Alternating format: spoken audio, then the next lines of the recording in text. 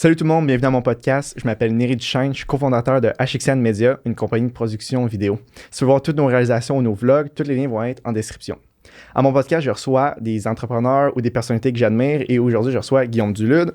Guillaume est le fondateur de Communication Psycom. Il a un doctorat en neuropsychologie, auteur best-seller du livre « Je suis un chercheur d'art » et animateur de la série télé Tribal qui a été nommé 2 fois aux Gémeaux et qui a eu un article dans la presse qui s'appelle « L'homme le plus intéressant du Québec ». Salut Guillaume. Salut. Ça va bien? Ça va bien, je suis content d'être là. Moi aussi. Je fais tout le temps ça à mes podcasts. Je nomme toutes les grandes lignes de mon invité, puis après ça, je recule en arrière. OK. Fait que j'aimerais ça que tu me parles de comment tu étais quand tu étais plus jeune, parce que là, ça roule tes trucs, puis c'est le fun, on te voit partout, mais j'aimerais ça savoir quand tu étais plus jeune. Là. De quoi tu avais l'air, Guillaume, à comme 12-13 ans, c'était comment? 12-13 ans.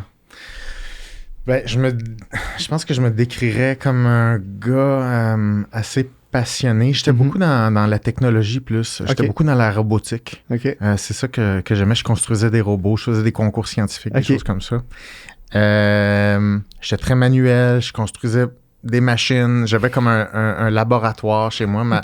Ma chambre était divisée en 2 pièces. Donc, une pièce où il y avait mon lit, puis j'avais ma collection de pierres précieuses, puis toutes sortes d'animaux empaillés, puis j'avais des aquariums. Là, c'était ça. Puis l'autre côté, j'avais ce que j'appelais mon laboratoire, que je trouve très cute.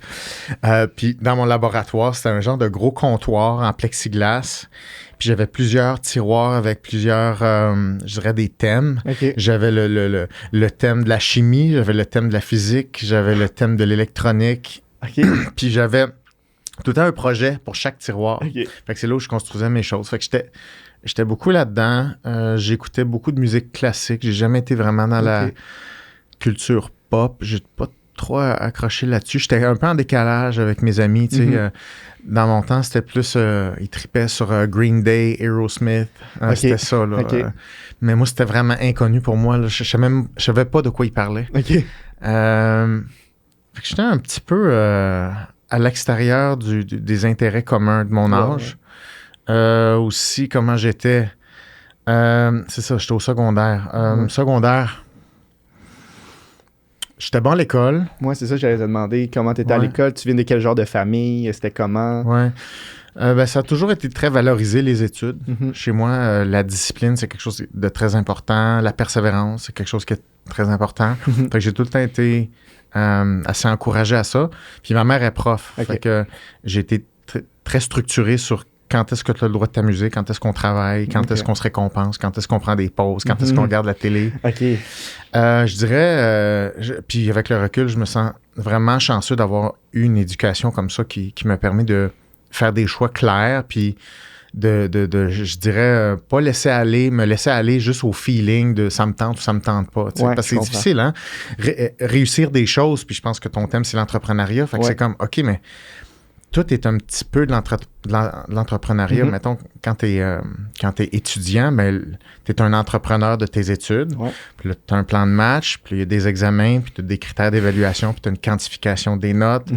Et veux pas, il faut que tu structures tes choses. Puis faut que tu sois conscient de sur quoi faut que tu focuses. Tu sais, comme on a l'impression quand on est étudiant, je trouve, tu rentres dans le processus académique, puis là, c'est comme un peu un go with the flow. Là, tu suis un genre de long fleuve. Mais moi, j'ai été éduqué à prendre ça très au sérieux, de dire chaque matière, c'est un projet. Donc là, où tu es rendu dans cette matière-là, comment tu te sens par rapport à cette matière-là, c'est où tes forces, c'est où tes faiblesses, comment tu vas travailler sur tes faiblesses. Il y avait tout le temps une espèce de plan de match, surtout. Aussi, comme naturellement, je suis quelqu'un qui est assez passionné puis qui a beaucoup d'intérêt. Fait que j'avais plusieurs micro-projets. J'avais beaucoup mes pierres précieuses. Fait que j'avais une collection. Mais c'était-tu des vraies pierres précieuses vraiment cool ou c'était comme que tu trouvais puis tu t'analysais puis tu étais comme « Ah, elle est un peu plus rare. » Ben, quand j'avais 3, 4, 5, 6 ans, c'était des roches un peu à terre que je ramassais. Puis après ça, ben là, je suis arrivé avec des pierres qui valaient plus cher. Puis là, c'est ça. C'est comme tu veux quelque chose de plus cher, mais ça va coûter quelque chose. Et mes parents, puis il y avait beaucoup de récession à ce moment-là. Puis mon père avait une entreprise, puis c'était très difficile financièrement. Puis il y avait... Moi, je l'ai senti, la pression financière, depuis que je suis petit. OK. Ouais. OK. Je sais pas, mais mes parents, soit ils me le faisaient sentir directement ou indirectement, mais c'était clair qu'on n'avait pas les moyens de perdre de l'argent. Ouais. Donc, il y avait une certaine culpabilité pour moi de demander des choses. Ouais. Donc, je demandais pas des choses gratuites. Il fallait vraiment que ça aille au mérite. Mais mes parents m'ont toujours encouragé à dire, OK, mais si tu veux des choses, c'est possible. On va jamais te dire non, mais il faut que tu structures comment tu vas avoir ces choses-là. Donc, j'avais un système d'enveloppe avec mes différents projets. J'avais mon enveloppe pierre précieuse, j'avais mon enveloppe poisson, parce que je voulais toujours plus de poissons, des poissons qui valent plus cher, puis des affaires plus fancy. L'enveloppe robotique et tout ça. Donc, je devais dire, OK, mais quelle est ta prochaine pierre précieuse que tu veux t'acheter? Combien elle coûte? Comment tu vas ramasser cet argent-là? Donc, il y avait toujours la notion de responsabilité, de structure et aussi de choix, parce que tu peux pas tout avoir. Fait que mon enfance, ça a été un mix de passion, de projets, de planification. Point de vue peut-être plus émotionnel ou, je dirais, personnel, j'ai toujours été très extraverti, assez enthousiaste, assez un leader naturel, je dirais, dans ma classe. Quel genre de leader dans ta classe? Tu sais, des fois, il y a des clowns, il y a des gens qui sont comme leaders négatifs, on va dire. Je dirais définitivement pas un leader négatif, définitivement pas. Mais des fois un peu clown, des fois. Mais jamais pour que le professeur me voit comme une menace, par exemple. OK, je comprends. Parce que, puis je trouve ça le fun que tu me demandes ça parce que j'avais jamais réalisé que je calculais mes risques. C'est-à-dire, tu veux faire rire la classe parce que ça crée de l'atmosphère, puis c'est le fun, mais tu veux pas devenir une menace pour ton professeur parce que faut pas oublier, il faut que la hiérarchie soit de ton côté. Donc, c'est comme comment tu peux faire le maximum de blagues sans empiéter sur le système total qu'il y a dans une classe. Donc, j'ai été capable d'avoir beaucoup d'amis et j'ai été capable de jamais être une menace pour mon professeur. Fait que... un sweet spot. Ouais, bon sweet spot. Puis, je vais remettre ça, je veux vraiment reparler après de tout ce côté-là, des objectifs, de mettre des efforts, de mettre de l'argent de côté, investir du temps, de l'argent, tout ça, je vais en reparler. J'aimerais juste qu'après ça, on parle après secondaire, tu as décidé d'étudier en quoi, t'allais vers quoi, là? C'était quoi là, ton chemin, puis est-ce que ça l'a changé? Au secondaire, j'étais beaucoup dans la robotique, puis j'ai gagné un concours scientifique assez jeune, quand j'avais 11-12 ans. J'ai construit une main robot, puis je l'ai jamais fait pour gagner des prix, parce que j'aimais ça. Fait que je l'ai fait, puis là, j'ai comme gagné un prix. Puis on dirait qu'après ça, je me suis comme tanné. Je me suis dit, c'est beau, là, je l'ai fait. Puis je me souviens que j'étais allé chez le médecin à un moment donné avec ma mère, parce que j'étais pas un gars qui était très physique, tu sais. Je suis bon dans aucun sport, puis j'étais un gars qui est... j'ai pas une facilité dans les sports, puis j'étais un gars qui est assez sensible physiquement, puis qui est sensible à la douleur, puis... Puis là, je me souviens que le médecin il a dit, là, il faudrait que votre enfant, madame, genre en parlant de moi, fasse quelque chose, tu sais, physiquement, parce que là, il bouge pas, puis tout ça, puis... Là, ma mère dit, fait que demain matin, il va falloir que tu fasses du sport, fait que trouve quelque chose. Fait que ça a comme changé beaucoup de choses dans ma vie parce que j'ai orienté beaucoup de choses en fonction de bouger. Et c'est là que je suis arrivé en natation. Fait qu'à 14 ans, là, je me suis inscrit en natation. Excuse-moi. Je toussais pas mal aujourd'hui. C'est pas correct. C'est pas la COVID. C'est pas la COVID. Puis, fait que la natation commençait à prendre beaucoup de place. Puis là, j'ai délaissé tout le côté technologique, tout ça. Ça a été moins cérébral, ce qui s'est passé dans ma vie. Puis, veux pas, tu vieillis. Fait que, tu sais, les collections, tu priorises moins ça. Puis, moi, je me souviens que j'ai été très tôt attiré par les filles. Ouais, les filles, c'était comme bien important pour moi. Parce que je les trouvais belles. Tu sais, j'étais facilement amoureux. Donc, ça a pris beaucoup d'attention. Puis là, il n'y avait pas de cellulaire. Hein, fait que si tu veux parler à des filles, il faut que tu aies un téléphone avec un fil. Et là, si plusieurs personnes dans une maison décrochent le téléphone, tout le monde entend la conversation. Fait que il y a seulement une conversation à la fois qui peut avoir lieu. Donc, il faut choisir qui dans la maison va parler. Ouais. Puis là, moi, j'accaparais beaucoup le téléphone. Et là, mes parents étaient vraiment écœurés. OK. Parce que je parlais longtemps, là, puis des heures. Puis je parlais pas trop à des gars, parce que les gars, ça parle moins. Ouais. Puis les filles, ben ça me stimulait, j'y trouvais belle, c'était le fun, ils aimaient ça parler, j'aimais ça parler. Ouais. Fait que, tu sais, mon côté féminin a paru beaucoup dans ma personnalité. OK. Un côté agréable, justement, de, tu sais, plaire aux autres, se soucier des autres, être à l'écoute. Ouais. Fait que c'est comme si ça a été un mix de sport. Je suis désolé, j'espère que tu vas couper ça au montage. Désolé tout le monde, je fais mon bain. C'est bon, ça va être ça. Okay? ça va être cette voix-là.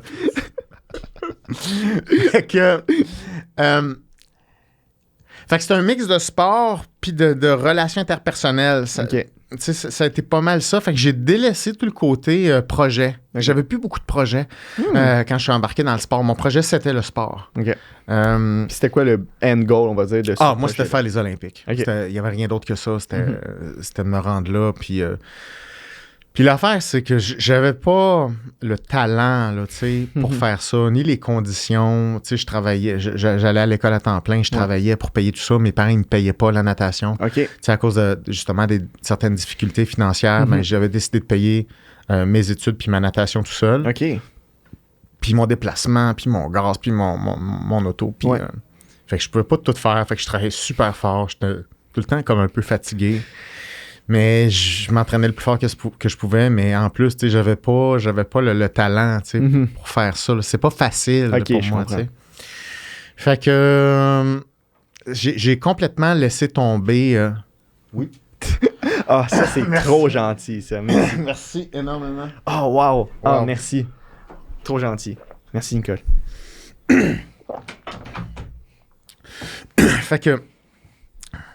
Fait que j'ai focusé sur la natation pendant une bonne dizaine d'années. OK. Puis, j'ai comme vraiment laissé tous mes intérêts autres de côté. C'était vraiment 100% natation. Puis, je regrette absolument pas ça parce que j'ai appris tellement de choses en natation. Ça m'a appris justement à être compétitif parce que je suis pas une personne qui est compétitive. Des personnes qui sont très, très fortement agréables ne sont pas compétitives d'habitude. Les personnes qui sont plus désagréables sur le spectre de la personnalité, ce sont les personnes les plus compétitives. Naturellement, là. Ouais. Naturellement, parce que les autres, ils n'en ont rien à foutre. Ouais. Mais pas moi. Moi, j'en avais beaucoup quelque chose à foutre aux autres. Fait que ça, c'est pas bon pour la compétition. Okay. C'est bon pour la collaboration, pas la compétition. OK. Donc, il a fallu que je travaille ça énormément. Ça a été dur. J'ai eu des coachs vraiment tough, là, tu sais, que je pouvais pas avoir de l'approbation, là, tu sais. J'ai des coachs vraiment tough, là, qui disent des choses épouvantables qu'aujourd'hui, là, t'es dehors, là. Ouais, comme dans le temps actuel, ouais. Une seule phrase, comme moi j'ai entendu, c'est fini, là. C'est matière à poursuite, carrément, là. Ouais, puis en plus, on va dire qu'on dirait dans le milieu du sport, en plus, on dirait que c'est accepté, puis c'est comme quasiment valorisé. T'es comme, j'écoute tellement mon coach. Tu sais, t'es tellement à la merci. Mais je me souviens au hockey, dans la vie, on dirait que j'avais un peu plus à la misère avec l'autorité à l'école quand les profs disaient fais pas ça, fais ça. Ouais. Mais au hockey, si tu me disais t'embarques pas, j'étais comme ok. Tu sais, docile. Là. Fait que c'est bizarre qu'au sport, on dirait que c'est comme t'admires cette personne-là puis tu dis ok, je t'écoute. Tu sais. Ouais. C'est tout un pouvoir être un coach, hein, parce que. Mais aussi, je pense que le sport clarifie les buts. Hein. Puis tu sais que pour atteindre ton but, tu as besoin du coach. Et c'est ça qui fait en sorte que tu es fourré. Tu n'as pas le choix. Tu peux pas avoir ton coach à dos parce que tu en as besoin pour avancer. Et les buts sont extrêmement clairs. Donc, tu sais jusqu'où il faut que tu ailles et tu sais ce que tu as à perdre également. Dans la vie ou en éducation, c'est tellement flou. Et les professeurs, d'habitude, dans le milieu universitaire ou même au secondaire, tu reconnais pas leur réelle expertise dans leur vie. C'est comme si une personne qui est payée pour dire des affaires en avant pour te faire passer un examen. Ça n'a pas de crédibilité pour toi, ça. Dans le sport, oui, t'es pas là pour niaiser. Je veux dire, quand tu as des vrais objectifs importants. Donc, c'est sûr qu'un coach, c'est la parole de Dieu. Oui, vraiment. Puis après ça, tu étais au cégep. À peu près, à ce moment-là, tu étais à peu près au cégep. Ouais. Tu sais, qu'est-ce qui t'intéressait autre? Tu sais, les études, c'est quoi qui t'intéressait? Parce que tu pouvais pas juste faire de la natation tout le temps, tu sais. Ben, en fait, mon unique but réel, c'était la natation. Okay. Puis au cégep, mais tu sais, il faut que tu choisisses un programme. Ouais. Tu sais, qu'est-ce que tu fais? Ouais. Évidemment, comme tous les gens, c'est OK, mais garde tes portes ouvertes. Ouais, Donc, ferme-toi va-t'en pas en de porte. sciences santé, va-t'en en sciences nature. Puis j'haïssais ça au OK. bout. Fait que j'étais malheureux. Puis j'ai eu l'instinct de dire, regarde, t'es mieux d'aller dans quelque chose où t'es plus heureux, puis tu vas mieux performer, que essayer d'être théoriquement partout, puis d'avoir toutes les portes ouvertes, malheureux, puis avoir des moins bonnes notes. Ouais. Donc, j'ai rencontré je sais pas quoi, le Conseil d'orientation. Ouais, une affaire Ouais, comme ouais, ça, ouais. API. Ah oui, Aide au- oui. Ça Aide, se peut-tu? Moi, j'ai été au cégep 3 mois, là. Fait que je peux pas savoir. J'étais allé voir une fois pour dire que je voulais changer mon cours OK. pour de la photo, puis il était comme, non, c'est pas possible. J'ai dit, non, c'est ça, c'est parce que j'ai besoin de faire de la photo, là. C'est le seul cours, je vais être bon. Puis je suis parti après. Fait que je peux pas Non, savoir. c'est ça, c'est parce que oui. C'est parce que oui, Ouais. c'est impossible. Non, c'est ça, tu comprends pas. C'est que si Ouais. j'ai pas ce cours-là, je m'en vais du cégep. Non, mais non, c'est ça, API, je pense, ça fait du sens. Ouais. C'est ça. Puis mon API est tellement... Tu sais, toi, cégep, tu sais, honnêtement, ça n'a pas, Non. pas super gros de sens, là, cette institution-là. mon API, il a fait « Ouais, t'aimes pas ça? » Je fais « Non. » Ah, OK. C'est tout. C'est ça. Je me souviens, quand c'était tellement simple comme discussion, j'étais super préparé à y expliquer en quoi fallait que j'aille en sciences humaines. Ouais. Puis juste fait « Ah ouais, c'est plate, hein, ça, sciences nature. » Je fais « Ah ouais. C'est bien beau, c'est réglé. C'est bien. Wow, c'est super C'est facile. si magique ici. Wow, c'est le fun. Ouais. Fait que c'est ça. Fait que, bon, sciences humaines, OK, c'est bien beau. Je me sentais un petit peu plus à ma place parce que je suis un gars avec une intelligence verbale qui est plus élevée que l'intelligence mathématique. OK. Donc, j'étais plus à l'aise là-dedans dans philosophie, français, formuler des choses. C'était plus moi, mais tu sais, le cégep, là, tu sais, tu peux pas t'attendre à ce que la carrière va se clarifier Non, c'est nécessairement ça. dans ce programme-là. Mais je m'en foutais parce que j'étais comme non, parce que si je vais aux Olympiques, ma vie va être faite. Fait que, à quelque part, je m'en OK. fous. Ce qui est complètement une illusion. Oui. Donc, je passais à travers mon cégep et là, évidemment, tu repousses les choix de vie de plus en plus loin. Puis là, tu es rendu à l'université. Puis là, il faut que tu fasses un choix pour l'université. Encore une fois, je vais On va faire aux quelque Olympiques. chose de flou qui va comme pas trop m'écœurer. Fait que je suis allé je commençais un bac en communication. OK. Communication. Non, communication, je communique. Ok, Ouais. écoute, c'est un mot qui a du sens. Fait que, tu sais, pas plus de plans que ça, mais à quelque part, je me disais, non, c'est la natation, mon plan A, là. Puis c'est normal, tu sais, t'as pas de conseils sur où t'enligner dans la vie, comment t'es supposé savoir t'es qui, qu'est-ce que tu dois faire, qu'est-ce que tu vas faire comme travail. C'est extrêmement anxiogène quand t'as aucune ressource. Ouais. Donc, des humains qui n'ont pas de plan sur une tâche qui est difficile, ben, ils vont éviter la tâche. Donc, je suis pas exclu de ça du Non, tout. c'est ça. Puis aussi, c'est aussi la pression sociale qui rentre en cours de compte, en cours de route de mais t'as tel âge, puis en tel âge, on est supposé, Oui. en gros guillemets, là, C'est ça. supposé à être rendu là. Tu sais, t'arrives au souper de famille, puis qu'est-ce que tu vas faire, là, Guillaume? Ouais. Je sais pas, là, le stress, là, tu te sens pas fier, tu te sens pas bien là, à ce moment-là. Là. Mais je te dirais, tu sais, quand t'es vraiment évitant dans ta tête, tu le sens pas le stress parce que t'es comme, ouais, je fais un bac en ça. Fait que c'est comme, je fais un bac in your face. Ouais, c'est Tu ça. sais? Fait que c'est comme, je suis blindé, je dis que je fais un bac. Ouais. Puis personne ne sait c'est quoi. Tout le monde fait, c'est bien. Wow, Il n'y a pas un chat qui sait de quoi tu parles. Puis là, on joue que tout va bien. Puis c'est comme, c'est parfait. Fait que t'as pas la conscience que, tu sais, que ta vie va pas à quelque part. Là. Tu t'es même pas là. Tu sens pas le stress. C'est tout inhibé, cette affaire-là, parce que ton cerveau il dit non, c'est ça que je suis en train de faire. Fait que tu te crois là, dans ton truc. Puis encore là, c'est correct, c'est normal. Mais la vie avance. Puis des fois, tu as des petites nouvelles que comme va falloir que tu te penches sur le dossier. Comme par exemple, en natation, je me suis blessé. Puis j'ai pas pu participer à une compétition importante. J'ai perdu des bourses importantes que j'avais besoin pour m'entraîner. Fait que là, j'ai pas pu éviter ma propre vie, c'est-à-dire là, la natation était plus une possibilité. Je ne performais pas assez, j'avais pas assez d'argent pour m'entraîner. Donc là, tu l'as d'en face, de toute façon.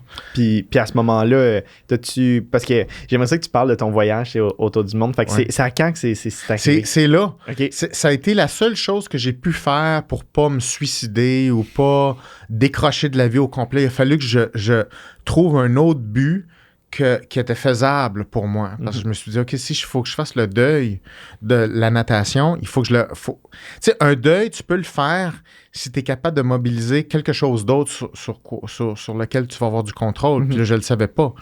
Puis je me suis dit, ben qu'est-ce que je vais faire pour me motiver? Parce que il faut que je le trouve. C'est une question de survie à un moment donné, la motivation. Ouais. C'est la seule affaire qui va faire en sorte que ça vaut la peine de te lever le matin. Puis je dirais, c'est plus que la motivation, c'est le sens de pourquoi tu te lèves le matin. Puis je me suis dit, je vais essayer de réussir quelque chose d'autre. Je vais essayer de réussir un voyage parce que j'avais réussi avec un peu de réflexion puis de l'aide, j'ai une psychologue aussi, à réaliser qu'il y a plein de choses que j'ai pas eu le temps de faire dans ma vie à cause de la natation. Puis que là, j'allais utiliser cette opportunité-là pour faire quelque chose d'aussi cool pour moi, qui vaut aussi cher pour moi. Puis ça a été voyager, être nomade, faire des aventures. Puis, fait que je me suis dit, OK, mais c'est ça que je vais faire. Fait que j'ai désigné, en fait, mon premier voyage autour du monde. Puis honnêtement, c'est ce qui m'a vraiment fait passer de l'adolescence à l'âge adulte. Ouais. Puis, c'est quoi dans ce voyage-là parce que tu as fait une vidéo sur ton Facebook, tu sais, que tu t'as fait un film sur ton voyage, puis tu le décortiquais, puis tu t'expliquais tout ça. Puis j'ai écouté, puis je trouvais ça tellement intéressant. Puis, qu'est-ce que je trouvais un peu fou, que je vais revenir plus tard, c'est, on dirait que quand t'es jeune, c'est pas une possibilité de faire ça. C'est même pas une option, on dirait. Un voyage? Un voyage comme ça, comme tu as fait. On dirait que c'est pas, parce que je reviens à l'école, tu sais, c'est pas... tu sais, il y a le cégep, il y a le DEP aux adultes, après ça, tu pourrais faire l'université si tu veux. Il n'y a pas comme, hey, si tu veux, tu peux aller faire un tour du monde, hein, si tu veux. Personne te le dit, j'ai jamais entendu ça, tu sais. Fait que c'est intéressant que tu l'as fait, puis c'est quoi la grosse réalisation ou le moment le plus, tu sais, comme un déclic, y a-tu eu un déclic ou une grosse réalisation que tu as faite, OK, là, je suis en train de faire ça, puis là, il y a de quoi qui change en ce moment dans ma vie.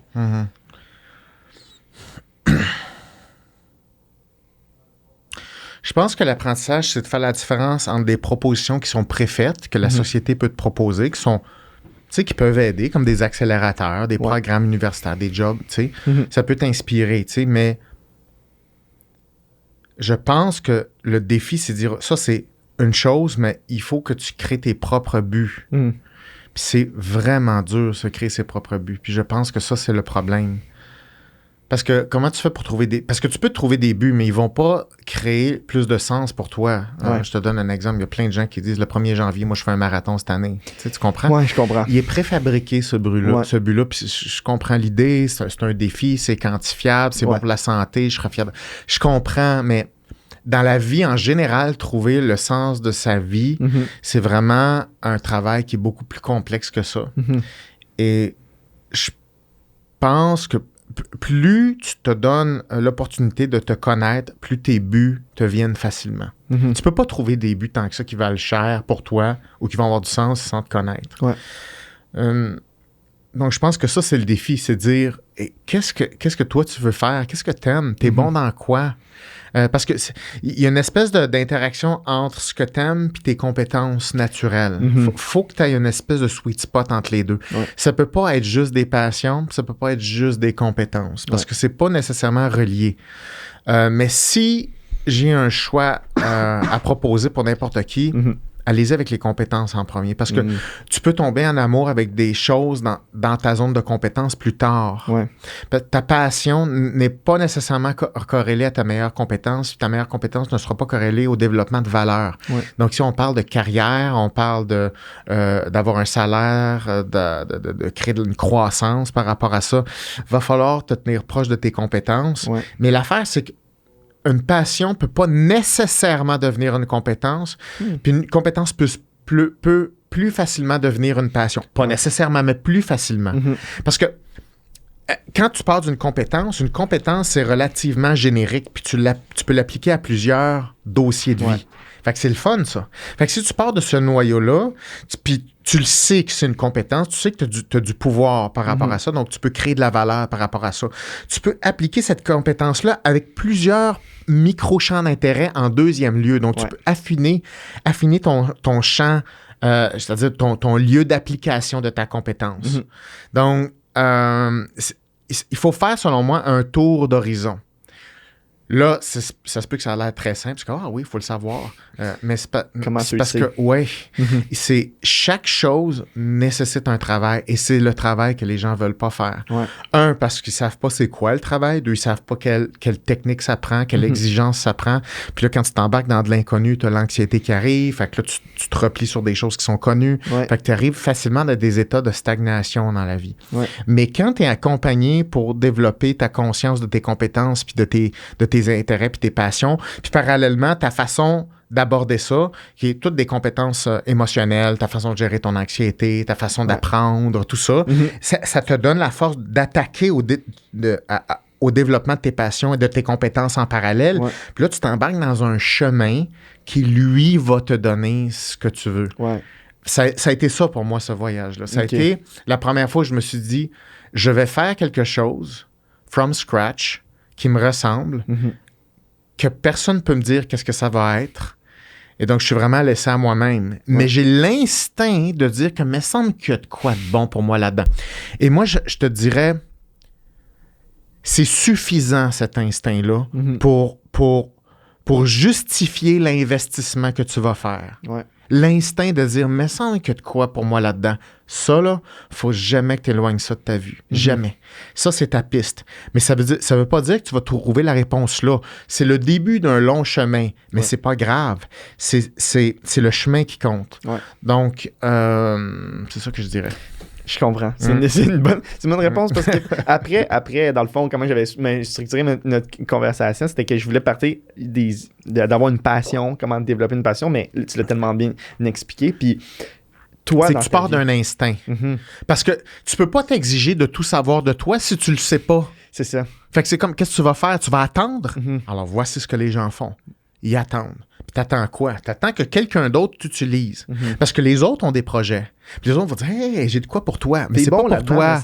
C'est viens travailler pour mes intérêts. Ouais. Ça, c'est correct. Ça s'appelle des collaborations. Ouais. Mais des collaborations qui sont les meilleures, c'est chacun trouve un sens profond à pourquoi ils sont là. Hey, là, tu as une super équipe, mais tu peux pas dire, moi, je vais attendre que quelque chose se révèle à moi. C'est comme, oublie ça. Oublie ça, ça se peut pas. Puis, écoute, j'en coach des gens depuis 20 ans. Ouais. Un des premiers facteurs, c'est leur sortir de cette stagnation-là. Mais il faut les sortir de cette stagnation-là de façon sécuritaire, pas qu'ils back. Parce que si tu n'as pas l'équipement pour aller en expédition, mettons, c'est comme tu vas mourir dans la forêt. Fait que là, la conclusion, c'est quoi? C'est pas pour toi, les expéditions? Non, c'est pas ça pantoute. T'étais proche, c'est juste que t'as souffert trop parce qu'il t'a manqué un outil. C'est comme... C'est facile de conclure que quelque chose général est inaccessible pour toi si tu sais pas qu'est-ce qui te manquait pour réussir à vivre une expérience qui est positive. C'est pour ça, pour moi, que les expéditions puis le voyage, c'est important. Puis, est-ce que, dans le fond, on dirait que pour toi, c'est comme cette métaphore-là de l'expédition, pour toi, c'est concret. Là, c'était comme, hey, il faut que je fasse de quoi dans ma vie, que je me découvre, puis t'es littéralement parti en expédition. Ça peut pas être plus clair. Des fois, on peut dire, c'est le voyage de la vie. Toi, t'as fait un voyage, fait que ça peut pas être plus clair. Mais je le savais pas, hein. Dans mon premier voyage, je le savais pas qu'est-ce qui m'attendait. Puis, il y a des gens qui me disent, puis j'invite les gens à aller voir les vidéos, tout ça. Là, c'est pas toujours happy, là. Non, moi, je l'ai regardé, là. Puis le premier segment, quand t'arrives, là, en Égypte, je crois. En Égypte, t'as pas l'air affilé, là, au début, là. C'est un des bouts les plus durs de ma vie, là. Tu sais, sentir que t'es juste perdu 24 heures sur 24, puis t'es en train de perdre ton temps, perdre tes amis, tes opportunités. T'es comme dans l'espace, dans un néant, puis un néant, là... qui est contre toi, là, qui est un peu agressant, tout ça. Le choc culturel, les odeurs. Ah non, je me souviens, ça a été dur, puis je revivrai pas ça. Mais il y en a des phases comme ça dans la vie où tu es perdu. Que tu sois en Égypte, que tu sois au Québec, c'est le feeling de dire, coudonc, je suis perdu parce que je ne sais pas où je suis dans le monde et c'est parce que je ne me connais pas.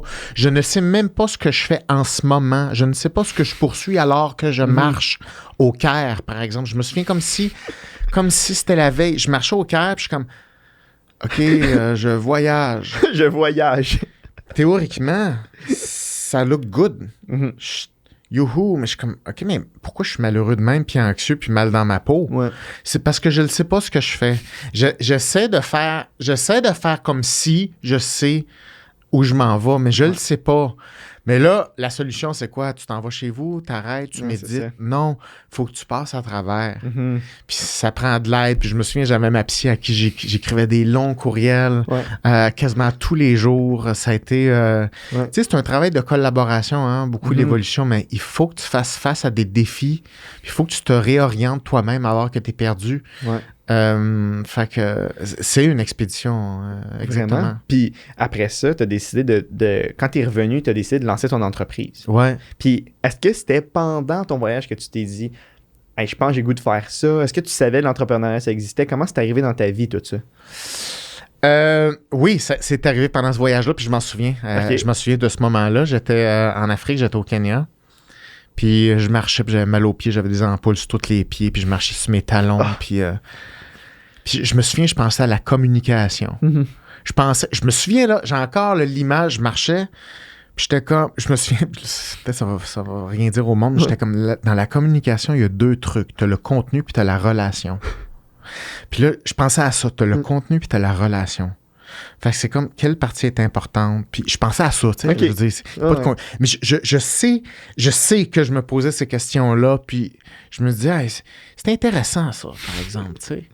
Puis, très honnêtement, ça a été suffisant pour moi pour dire, mais j'ai une assez bonne raison de mettre quelque chose sur pied si je trouve ça intéressant. Puis si je trouve ça intéressant, d'autres personnes trouvent ça intéressant. Fait que sûrement qu'il y a quelque chose à faire là-dedans, puis un service à rendre là-dedans.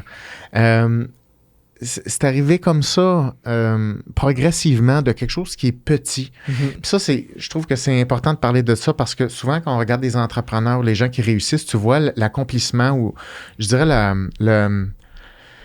l'impact du succès, OK, mais ce qu'on voit pas, c'est tout le chemin en arrière, puis d'où ça part. Puis ça part jamais d'affaires grandioses. Ça part de choses qui sont minuscules. Et ça, pour moi, c'est fondamental que les gens comprennent que ça part de quelque chose de minuscule. C'est pas gros, c'est des petits instincts, un petit intérêt, une petite curiosité. Mais c'est assez pour dire, là, j'ai une opportunité de pousser ça. Tu peux pas passer à côté. Si ça te touche, ça te fait quelque chose, fais attention, passe pas trop à côté, parce que tu as tout investi ça pour sentir et voir cette petite chose-là, ce petit grain de sable-là. Si tu passes à côté, tu viens de perdre ton temps. Et donc, ça a parti de là, puis je me suis dit, moi, ça m'intéresse la communication. J'avais pas plus de plans que ça. C'était vraiment... La psychologie, je sais que j'aime ça. Je sais que quand les gens se parlent, j'aime ça. Je sais que le non-verbal, ça m'intéresse. Il y a quoi de fascinant là-dedans. Puis aussi, moi j'avais l'impression que je me suis dit, ben, tant qu'à faire quelque chose, je vais faire quelque chose d'important. Fait que là, tant qu'à faire, je vais essayer d'être le meilleur possible dans ça. Puis c'est ça qui m'a donné le goût de dire, OK, mais je vais investir sur moi dans ce cas-là. Mais là, je vais étudier. Je vais lire tout ce que je peux lire.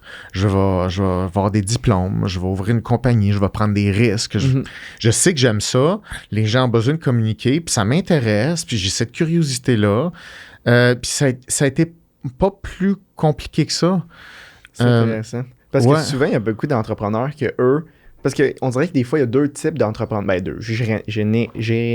J'englobe ça vraiment là, général, mais des fois, il y a un type que c'est comme je regarde le marché, je regarde une opportunité d'affaires. Une opportunité d'affaires. Puis il y a d'autres personnes qui le regardent en disant j'aime ça, je vais essayer de monétiser qu'est-ce que j'aime. Puis je trouve ça intéressant parce que souvent, on dirait quand ça vient avec plus de la passion, les gens, ils sont prêts à attendre plus longtemps. On dirait qu'ils ont plus une longue patience avant d'arriver à un but. Et on dirait qu'ils sont plus forts comme au choc puis à toutes les épreuves qui arrivent. OK, je comprends. Plus persévérant, tu veux dire? Plus persévérant quand ça vient d'une passion, on dirait, d'une opportunité d'affaires. Parce que quand tu vois une opportunité d'affaires, tu te dis, bon, ben, ça marche pas, je passe à un autre, tu sais. Puis, tu sais, l'autre fois, on parlait puis tu m'avais dit, si je savais que ça m'aurait pris 15-20 ans à faire ce que je fais aujourd'hui, il n'aurait pas fallu que je le sache, je ne l'aurais pas fait. J'aurais pas fait. Fait que je trouve ça hot que ça soit parti d'une passion, de quoi qui t'intéresse, le grain de sable que tu parlais, pour commencer à focusser là-dessus. Puis quand tu as ouvert ça, tu avais quoi, 20, 21, dans ces âges-là à peu près? Comment tu pars une compagnie de communication, d'aider le monde à communiquer quand tu es aussi jeune? Ça, c'est ma question que j'avais depuis le début du podcast. C'est comment le monde va t'écouter quand tu es aussi jeune? Il y a 2 affaires. Si tu veux avoir confiance en toi, aie confiance que tu aimes ce que tu fais. À part ça, tu n'as pas à avoir confiance en rien. Fait que ça c'est un gros piège. Okay? Parce que si tu n'aimes pas ce que tu fais, si c'est pas relié à des motivations intrinsèques, tu vas transférer tes attentes en motivation extrinsèque. Mais là, t'es à risque. Parce que là, ton critère de valeur devient externe. Ça veut dire que là, tu vas avoir le sentiment d'imposteur, tu vas sentir que t'es pas assez bon, tu pourras, les gens vont le sentir, ça créera pas de valeur. Donc, ta base, c'est qu'il faut que tu aies la certitude que tu aimes ça. Si tu as ça, c'est comme ta bouée de sauvetage. Il y a rien... C'est comme tu as l'immunité diplomatique. Si vraiment tu aimes ça, tu es blindé. Si tu n'es pas sûr que tu aimes ça, tu es dans la merde. Ah, c'est intéressant, ça. Fait que les gens, tu sais, quand un entrepreneur réussit, toujours quelqu'un qu'on admire, on dit, ben oui, regarde, c'est parce qu'il a confiance en lui ou en elle. Non, c'est qu'à la base, il était sûr que ça, c'est important pour lui ou pour elle, puis qu'il aime ça. Puis à part, puis il n'a jamais quitté cette passion-là, puis après ça, on a pris de l'expansion. Ça, c'est correct, prendre de l'expansion, mais ton centre, c'est ce que tu aimes. Et les gens qui surfent d'opportunité en opportunité, c'est juste des motivations extrinsèques, puis ils ne réussissent pas à long terme. Qui est souvent l'argent. La plupart du temps. Soit de l'attention, soit de l'argent, soit des ressources collatérales, soit un paquet de régulateurs externes. OK. Puis comment ça se passait concrètement, l'évolution de ton entreprise? Quand t'étais où? T'étais avec qui? Comment ça se passait? J'ai créé Psychom avec une autre psychologue qui était un peu excentrique. OK. Et moi, je donnais des cours de natation pour gagner ma vie pendant que j'étais un athlète. Puis j'y donnais des cours de natation. Puis là, on parlait de communication. Elle aimait ça, tu sais. Puis je sais pas ce qui a passé par la tête, mais on se dit, hey, on se part-tu quelque chose, tu sais. Fait que, tu sais, c'est des choses qui sont un peu improbables, tu sais. Une femme de 56 ans s'associer à un gars de 19 ans. Puis il n'y avait rien de sexuel là-dedans. Ça n'avait pas rapport avec ça du tout. C'était vraiment l'intérêt de la psychologie puis de la communication. Puis je me souviens, j'étais allé à son bureau un moment donné. Elle dit, bon, mais là, va falloir que, tu lises un petit peu, là, tu comprends, parce qu'on a des niveaux inégaux d'expérience et de connaissances. Puis je me souviens, elle m'avait donné comme une pile, d'épais de livres. Puis j'avais fait comme, parfait, on va commencer avec ça. Fait que part avec ça, puis je les ai toutes lues. Puis pendant 8 ans, on s'est réunis à tous les dimanches pour réfléchir ensemble. C'était une fois par semaine, on passait 8 à 10 heures à réfléchir sur la science, sur la communication, sur qu'est-ce qu'on pourrait faire pour aider les gens, qu'est-ce que la science démontre, qu'est-ce qui marche pas, qu'est-ce qui est pas crédible. Fait qu'on désignait puis on réfléchissait. Puis pendant tout ce temps-là, est-ce que vous avez des clients ou non? Au début, non. OK. Au début, non, mais après... peut-être 2-3 ans, on s'est dit, mais là, on va se partir un groupe. OK? On va se partir un groupe de formation. Là, j'avais comme peut-être 23 ans. Puis... Puis là, on désignait nos formations. Là, je me souviens, c'était un Psychom 1. Comme ce qui existe encore dans ma compagnie en ce moment. T'as filmé le workshop. Là, tu sais c'est quoi? Alors ça, là, ça a parti quand j'avais 22-23 ans. C'était déjà axé là-dessus, sur les comportements, 100%. La communication. Mais les connaissances que tu avais, parce que là, tu as un doctorat, mais à ce moment-là, est-ce que tu disais les mêmes choses que tu dis en ce moment? Ça doit pas tant. C'est une bonne question. Je suis surpris à quel point j'avais un bon instinct jeune. C'est-à-dire, tu sais, quand tu aimes vraiment quelque chose, tu y penses sans arrêt, puis tu essaies de trouver c'est quoi la vérité là-dedans, qu'est-ce qui est vrai, qu'est-ce qui marche pas, pourquoi. Puis j'ai un esprit qui est assez analytique, puis je suis quand même bon pour décortiquer des variables intangibles, si je peux dire, OK? Puis aussi, je suis un bon prof, j'ai un certain talent interpersonnel, fait que je sais comment bien enseigner, parce que je sais qu'est-ce que la personne en face de moi elle a besoin pour bouger ou prendre une décision, avoir de l'énergie. Fait que je me dis, OK, mettons que la personne, elle veut mieux s'exprimer puis avoir plus confiance en elle quand elle exprime une idée, OK? Mais pourquoi qu'elle n'a pas confiance en elle? Pourquoi qu'elle se sent pas bien? Qu'est-ce qu'il faut que je lui dise? À quoi elle doit jouer? Donc, je me suis toujours mis à la place des gens. C'est comme, de quoi cette personne-là a besoin? Pas, qu'est-ce que je pense qui est bon? C'est pas, la réponse n'est pas dans toi, elle est dans l'autre. Casse-toi la tête à te mettre à la place de ton interlocuteur. Puis c'est ton interlocuteur qui va te donner la réponse. Donc, j'ai tout le temps pensé à ça, puis c'était ça ma force, l'enseignement. Puis la force de ma partenaire, elle avait plus d'expérience, je dirais, scientifique, puis clinique, puis d'expérience de vie, puis théorique. Mais elle était plus dans les connaissances, puis la science. Okay. Mais moi, j'avais l'instinct de ça, on peut pas le montrer comme ça. Fait que c'est moi qui désignais les exercices, puis elle était un petit peu plus sur le théorique. Okay. Fait qu'on on distribuait un peu nos expertises comme ça. Fait que moi, je désignais les exercices, puis elle disait là, parce qu'au début, quand on a commencé, la plupart des gens sont obsédés par l'expression puis l'affirmation personnelle. Ce qui est logique, parce que c'est comme ça que tu dis ce que tu penses, c'est comme ça que tu influences les autres. Puis les gens ont tendance à être plus agréables, surtout les gens qui ont un neuroticisme très élevé, qui sont plus dépendants des autres, donc ils ne s'expriment pas. Donc, ils s'adaptent aux autres. Fait que là, ils veulent travailler l'expression. Je comprends. Mais pour une personne qui part de là, ça va être difficile de dire quelque chose qui ne plaira pas à l'interlocuteur parce que leur cerveau est en mode adaptation sans arrêt. Fait qu'ils filtrent au fur et à mesure qu'ils parlent pour adapter en fonction des réponses émotionnelles qu'ils détectent dans le visage de l'autre. Donc, OK. Donc, les gens veulent s'exprimer. Mais comment tu montres l'expression? OK? Mettons qu'on dit on fait un workshop sur l'expression. Qu'est-ce que tu montres? Aie confiance en toi, saute dans les airs, fâche-toi, prépare ton texte d'avance. Ça ne marchera pas. Dans la vraie vie, ça ne marche pas. Puis, ça a été intéressant de s'apercevoir à quel point c'est pas si facile que ça, aider une personne à s'exprimer. C'est pas en disant, mais comme let's go, dis ce que tu penses. Dis tout simplement ce que tu penses. Le monde ne le font pas. C'est incroyable. Je ne sais pas si les gens réalisent à quel point les gens ne disent pas vraiment ce qu'ils pensent. Ils savent pas vraiment.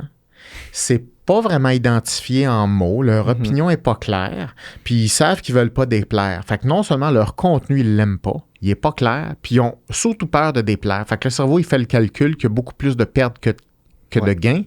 Donc, soit tu renforces ce que l'autre dit, ou soit tu parles juste pas. Fait que, OK, mais qu'est-ce que tu fais pour résoudre ça? C'est que tu pars pas avec de l'expression. Tu pars avec des habiletés d'écoute.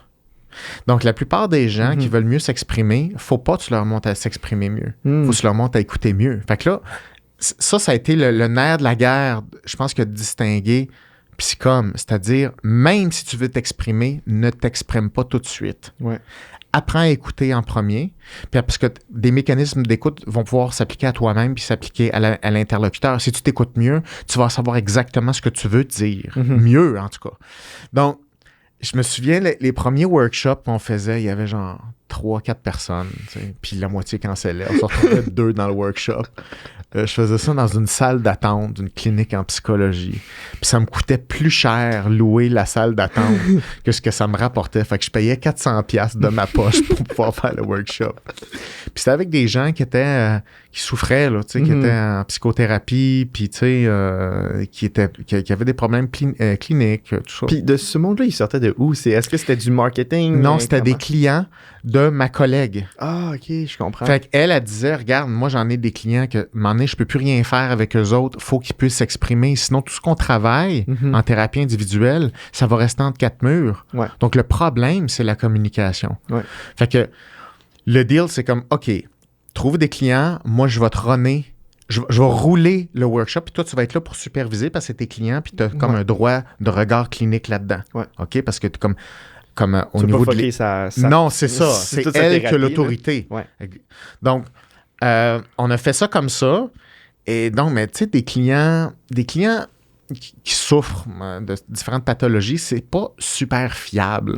Ça veut dire que même si t'en book 4, t'en as 2 qui vont canceller la veille parce que là, ils ne filent plus, parce que là, ils pleurent, parce que là, ils se sont pas levés, parce qu'ils ont changé d'idée, puis ils doutent, puis ils sont plus fonctionnels. Puis... Fait que ça a été une clientèle qui a été vraiment délicate. Mais ça a été un bon exercice pour dire, il faut vraiment que tu écoutes. Il faut vraiment, moi, mettons, comme intervenant, il faut que je sache exactement ce qui se passe dans une personne parce que une des règles en psychologie, c'est qu'il ne faut jamais que tu fasses du mal à un client. Fait que même si tu essaies de l'aider, ça ne veut pas dire que ça va l'aider. Donc, ça veut dire que tu dois être sûr que ton approche ou ton intervention, au pire, n'aura pas d'impact. Je comprends. Fait que comment tu fais pour faire ça? Parce que, je te donne un exemple. Beaucoup de gens cliniques souffrent d'anxiété sociale. Comment tu fais pour pas les fucker plus? Le seul fait qu'ils se retrouvent devant un groupe, puis tu leur dis « Allô, comment ça va ce matin? » Puis il faut qu'ils te répondent devant 3 personnes. il y a une attaque de panique qui peut te popper d'en face juste là. Je comprends. Comment tu fais pour pas les blesser plus? C'est pas si simple que ça. Donc, les choses qu'on considère simples, comme de l'expression, on partait à moins 50 avec eux autres. Fait que moi qui voulais bâtir un atelier de haute communication, le « Allô, comment ça va? » On est à un niveau sous 0. C'est ça, j'allais dire, même pas 1. Là. Même pas 1. Mais ça a été vraiment bon parce que ça l'a appris... ça m'a appris à être extrêmement humble face au développement humain, puis de me rendre compte que, un humain, là, tu peux pas le faire bouger comme tu veux. Ouais. Ça peut faire des grandes choses, mais il y a un rythme à avoir, sinon tu vas blesser la personne. Et ça, c'est illégal, c'est pas éthique. Tu peux pas faire ça, parce que les personnes sont là, ils te payent, puis ils te font confiance pour les aider. Fait que c'est comme, comment tu fais pour être sûr que tu leur nuis pas? Ne serait-ce que de savoir si tu leur nuis pas est une expertise en soi. Donc, il ne suffit pas de vouloir aider une personne. Il faut que tu puisses peser les risques. Et je pense que ça a été la force de la collaboration avec la psychologue avec qui je travaillais, parce qu'elle disait, ça, c'est trop dur. Je commence, c'est pas trop dur. Elle dit, je te le dis, c'est trop dur pour cette personne-là. Donc, le niveau de difficulté, pour moi, ça a été la grande révélation du début de ces formations-là, de dire, ne sous-estime pas ce que tu vas exiger de la personne en face, tu ne réalises pas ce que son cerveau doit faire. Et ça, pour moi, ça a développé une empathie x50, et moi, je dirais que ça, c'est ce qui me distingue en ce moment, c'est-à-dire, je sais à quoi je m'attaque. Quand je regarde une personne, je suis capable de peser les enjeux, puis je suis capable de m'assurer d'une zone de succès.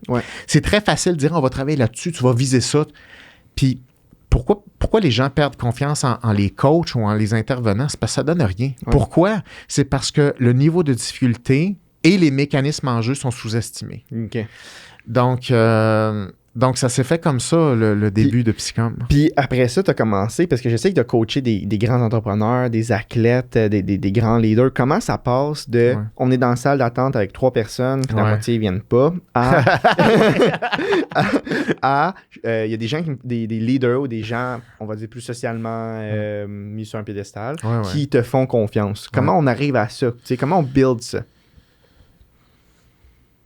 Bien, premièrement, il y a pas de shortcut pour ça. Il faut que tu bâtisses une compétence réelle.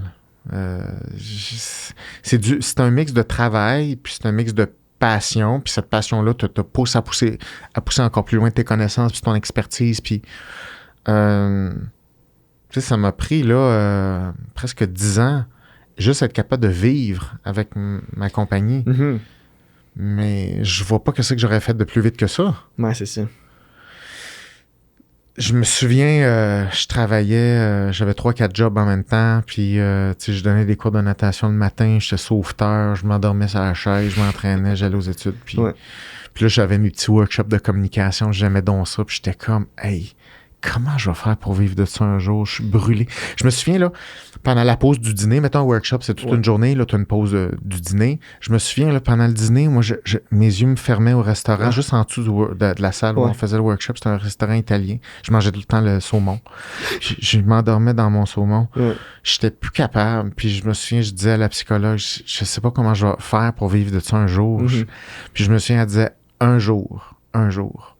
Puis j'étais comme, tu penses-tu que ça va être dans 6 mois? Puis t'es comme, peut-être. Mais ça a tellement pris de temps. Mais quand je le faisais, je trouvais que j'étais à la bonne place parce que j'aimais ça. Pas plus compliqué que ça. Puis je sentais que c'est comme que les gens, ça les aidait. Puis je me sentais utile. Je me suis dit, ça a une utilité. J'aime ce que je fais, puis ça aide les autres. Tu sais, c'est quelque chose, là, quand même. Tu sais. Fait que j'étais pas prête à laisser tomber ça. Puis après ça venait vraiment d'une place de passion. Complètement. C'est ça qui faisait continuer, dans le fond. C'est ce qui me faisait continuer. Puis avec le temps, avec les études, avec l'expérience... une personne qui m'a influencé beaucoup, Danielle Fichot. Je sais pas si tu la connais. Non. C'est une coach d'acteurs qui est québécoise. Puis justement, elle était en nomination au César dans le film Aline. Là. Je sais pas si tu as entendu parler du film Aline. Là. C'est le film sur Céline Dion. Ah, OK. Mais j'ai pas Elle entendu. était en nomination César, là, à jouer la mère de Céline Dion. Comme Bref. tu sais, mes connaissances cinématographiques sont très basses pour mon métier. Fait Bon. que... Ben oui, c'est ça. Mais en tout cas, peut-être que les gens qui nous regardent savent c'est quoi Aline. Bref, c'est une coach de théâtre. Puis, il y a quelque chose qui m'attirait dans les films. Mm-hmm. Parce qu'un film, c'est quoi, dans le fond? C'est de la communication à 100%. Ouais. Si je dis, faut que tu bâtisses ton personnage, faut que tu bâtisses ses intentions, t'as une interaction avec tes personnages, mais c'est comme, faut y croire comme si c'est vrai. Mm-hmm. J'ai été attiré par l'acting, le cinéma, la vidéo, en parallèle de mes études en psychologie, puis ce que je faisais en communication interpersonnelle. Okay. Parce que j'étais comme, qu'est-ce qui fait en sorte qu'on écoute un film? Qu'est-ce qui fait en sorte qu'on est touché? Tu crois à ça, mais comment tu construis ce mythe-là? Et j'avais fait des ateliers d'acting avec Daniel Fichot. Puis, pour moi, ça m'a influencé beaucoup parce que cette femme-là a inventé une méthode qui sortait un peu des sentiers battus. Normalement, en acting, classiquement, mettons, un coach d'acteur va entraîner un acteur à ressentir quelque chose. OK? Fait que, mettons, tu es un acteur, puis là, tu joues dans mon film, moi, je suis le réalisateur, puis je suis ton coach d'acteur, je vais dire, là, j'aimerais ça que tu sentes plus de peine là, dans cette scène-là. OK? Fait que là, toi, comme acteur, ton cerveau, faut que tu génères de la peine, mais il faut qu'on y croie. Fait que comment un cerveau génère ça sur commande? Donc, elle est arrivée avec l'hypothèse que ta réponse émotionnelle est jamais autogénérée.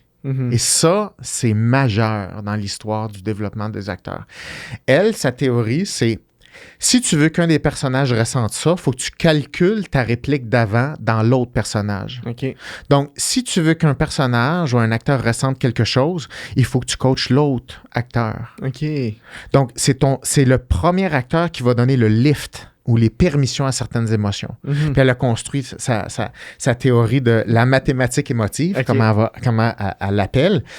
Mais dans le fond, c'est que c'est un calcul interactif. C'est dire, tu as deux acteurs, les deux doivent ressentir des choses authentiques, mais la réponse n'est pas dans l'autogenèse de ces émotions-là. C'est toujours interactif.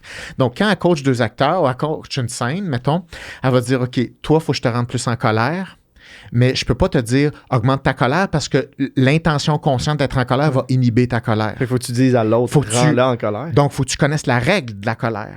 OK? Donc, par exemple, elle va dire à un acteur qu'il faut qu'il ressente la colère, sors de la pièce parce qu'il faut pas qu'il entende la commande. Faut qu'elle dise, toi, quand tu vas dire telle réplique, souris puis ris de lui. Puis après ça, regarde ailleurs. Parce que, mettons, dans une scène. Parce que ce qu'elle va faire, c'est qu'elle va faire augmenter l'impuissance chez l'acteur. Si tu augmentes l'impuissance, puis tu diminues le manque de respect, tu vas déclencher la colère. Puis la personne, elle, tu vas avoir de la vraie colère montée. Puis la caméra va le voir. Mais ça ne sera pas autogénéré. C'est l'autre acteur qui a donné ça. Mais l'autre acteur ne le sait pas. Fait qu'après ça, tu fais revenir l'acteur, tu fais OK, on reprend la scène. Il y a juste un des deux acteurs qui a changé sa commande. OK? Fait que le premier acteur fait sa réplique, puis par exemple, il va vous dire sa réplique, puis il va rire. L'autre va être en calice. Puis tout de suite, tu vas avoir le livre de la colère. Puis là, elle va arrêter ça. Elle dit ça, c'est la piste. Puis là, c'est comme personne ne sait qu'est-ce qui s'est passé. Mais qu'est-ce qui s'est passé? Mais ce qui s'est passé, c'est qu'on a fait ce qui se passe dans la vraie vie. Donc, tout ça pour dire que il faut revenir scientifiquement à qu'est-ce qui se passe quand deux personnes se parlent. Puis ce sont des processus interactifs. Puis pourquoi je vous parle de Daniel Fichot, c'est que en voyant comment elle travaille, tout ça, puis en étant coaché par elle, je l'ai vu que tu peux manipuler des choses, tu peux créer des affaires qui vont être vécues comme façon authentique. Donc, OK. Donc, moi, dans mes formations, par exemple, tu veux stimuler l'écoute. Qu'est-ce qui fait en sorte qu'une personne écoute? Tu as également des processus d'interactivité. Puis quand tu sais où regarder dans la science, tu fais « la science a comme documenté ça, mais ils l'ont pas appelé interactivité, tu comprends? Parce que quand tu lis de la science, ça sera le titre de la science s'appellera pas comme ce que tu cherches. Oui, je comprends. Ça va s'appeler d'autres affaires. Fait que toi, il faut que tu lises entre les lignes sur où je trouve mes réponses scientifiquement parlant. Et donc, quand tu comprends la mécanique ou la liaison, comment les deux cerveaux se linkent ensemble, là, tu trouves une autre littérature scientifique et là, tu t'aperçois à quel point les choses communiquent rapidement d'un cerveau à l'autre, puis tout ça. Donc, c'est ça. Fait que, en bâtissant, je reviens à ta question, comment tu pars d'une salle à moitié vide où tu payes pour tes clients à coacher des leaders, ben ça te prend un regard nouveau sur une problématique qui est brûlé, c'est-à-dire où les gens sont saturés des mêmes réponses qu'ils entendent. Ouais. Puis tu dis, OK, mais comment je vais révolutionner le truc? Mhm. Comment moi, je vais pouvoir donner un regard qui est plus vrai, plus fonctionnel, qui fonctionne mieux, puis qui est rafraîchissant pour les autres, pour dire, ah, là, je comprends plus. Ouais, Si toi, tu as des meilleures réponses pour les autres, puis en plus, ça marche, t'es sûr de faire fortune avec ça, puis t'es sûr d'aider le monde, puis d'attirer une attention positive, puis une crédibilité positive aussi. Puis si toi, tu le vois, tu vas aimer encore plus ce que tu fais. Puis ça te donne la force, le charisme, le torque d'ouvrir ta gueule bien fort pour dire, écoutez, moi, j'ai quelque chose d'important à vous dire. Et ça prend ça en leadership, ça prend ça quand tu es chef d'une entreprise. Tu dois te sentir important parce que tu as un message important. Mais si tu le trouves pas bon, ton message, tu peux pas avoir confiance en toi. Non, c'est ça. Puis, comme là, tu sais, juste qu'on te voit parler, puis on voit clairement que ta passion numéro 1, c'est ça. Tu sais, t'en parles, t'as les yeux, tu sais, qui deviennent plus grands, tu parles plus fort, tu sais. Mais comment, dans la... Ben, on en a parlé un peu, mais toi, dans le fond, là, tes passions, ça serait quoi si on les élimine? On peut pas toutes les énumérer parce que je pense qu'il y en a beaucoup, là, tu sais, mais... c'est quoi toutes tes passions? Puis comment tu fais pour jongler avec ça dans ta vie? Tu sais, parce que comme tu dis, dans ta vie, c'est le fun de faire des choses qui sont de la motivation externe. Tu sais, il me faut de l'argent pour payer mon loyer. Tu sais, ça, je sais pas, c'est d'autres motivations externes, mais tu sais, t'en fais aussi beaucoup pour toi-même. Tu sais, exemple, t'as appris 9 langues. Tu sais, c'est sûrement pas parce que tu te faisais payer à apprendre ces 9 langues-là. C'est sûr parce que c'était pour toi. Tu sais. Fait que dans toutes ces passions-là, lesquelles que tu fais constamment, lesquels que tu fais un petit peu, comment tu jongles avec tout ça dans ta vie? C'est une grosse question, là, mais... Ben, ma première responsabilité, c'est qu'il faut que je sois content de mes journées. OK. Tu peux pas ne pas être content de tes journées. Il y a des journées plus dures que d'autres, c'est sûr. Mais tu peux pas avoir le sentiment que tu perds ton temps, genre jamais. Jamais, jamais, jamais, là. Donc, j'ai comme une habitude personnelle de savoir exactement comment je me sens. J'ai une espèce de répertoire automatique de toutes les émotions négatives que j'ai. Je sais, chaque émotion négative est reliée à quoi, puis il faut que je sois sûr que ça en vaut la peine. Toujours. Je fais jamais rien qui vaut pas la peine pour moi. Jamais. Ça n'existe pas une perte de temps pour moi. Puis les émotions négatives, c'est bien correct. Faut être sûr que c'est relié à quelque chose qui a du sens, qui est relié à des buts importants pour moi. Ouais. Pour exemple, il se passe quelque chose de pas bon dans ta journée, mais si c'est parce que tu construis quelque chose, là, ça fait du sens. Oui. OK, je comprends. Puis je me donne l'opportunité de l'évaluer. C'est comme, est-ce que je m'y prends de la bonne façon? Est-ce que mes standards sont à la bonne place? Est-ce que je force dans le vide? Est-ce que ça me rend malheureux? Quel est le niveau d'émotion négative que j'ai? Puis là, je fais, non, je pense que c'est bon. Je pense que c'est ça que je dois faire pour ça. Demain, je vais le réévaluer si je sens que j'ai appris quelque chose ou j'ai une prise de compte. Mais là, je pense que ça, c'est en équilibre. OK, next. Fait que j'ai toute mon checklist à tous les jours, puis c'est rendu automatique. Je le sens quand je suis pas bien, puis je suis tout le temps un petit peu pas bien. J'ai tout le temps des émotions négatives, mais il y a un tableau de bord constant et je sais pourquoi je fais des choses. Maintenant, il faut que j'aie du fun dans la vie. C'est absolument vital. Puis des fois, pour ma propre survie, je dois dire, je dois faire quelque chose qui est absolument pas corrélé à des buts reliés à mon entreprise, mais je sais que c'est bon pour moi. Je n'ai pas le choix que de me dire oui. Par survie. C'est pas une question de « Ah, je fais de la croissance personnelle pour moi. » Je suis pas là. Je ne peux pas ne pas faire ça. Je dois prendre soin de moi. Je dois faire des choses qui me plaisent, qui sont constructives pour moi. Puis aussi du pur niaisage. C'est aussi important.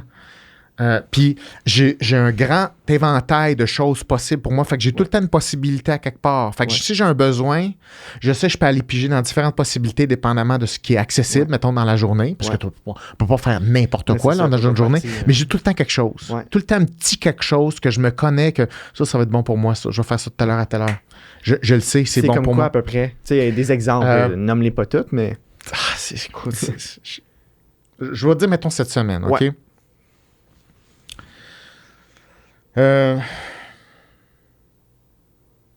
Mettons, ces temps-ci, je travaille sur des choses qui sont très impliquantes pour moi, là, que je peux pas tout expliquer, là, mais je fais des gros moves de vie là, présentement, puis je sais que je suis plus anxieux. OK.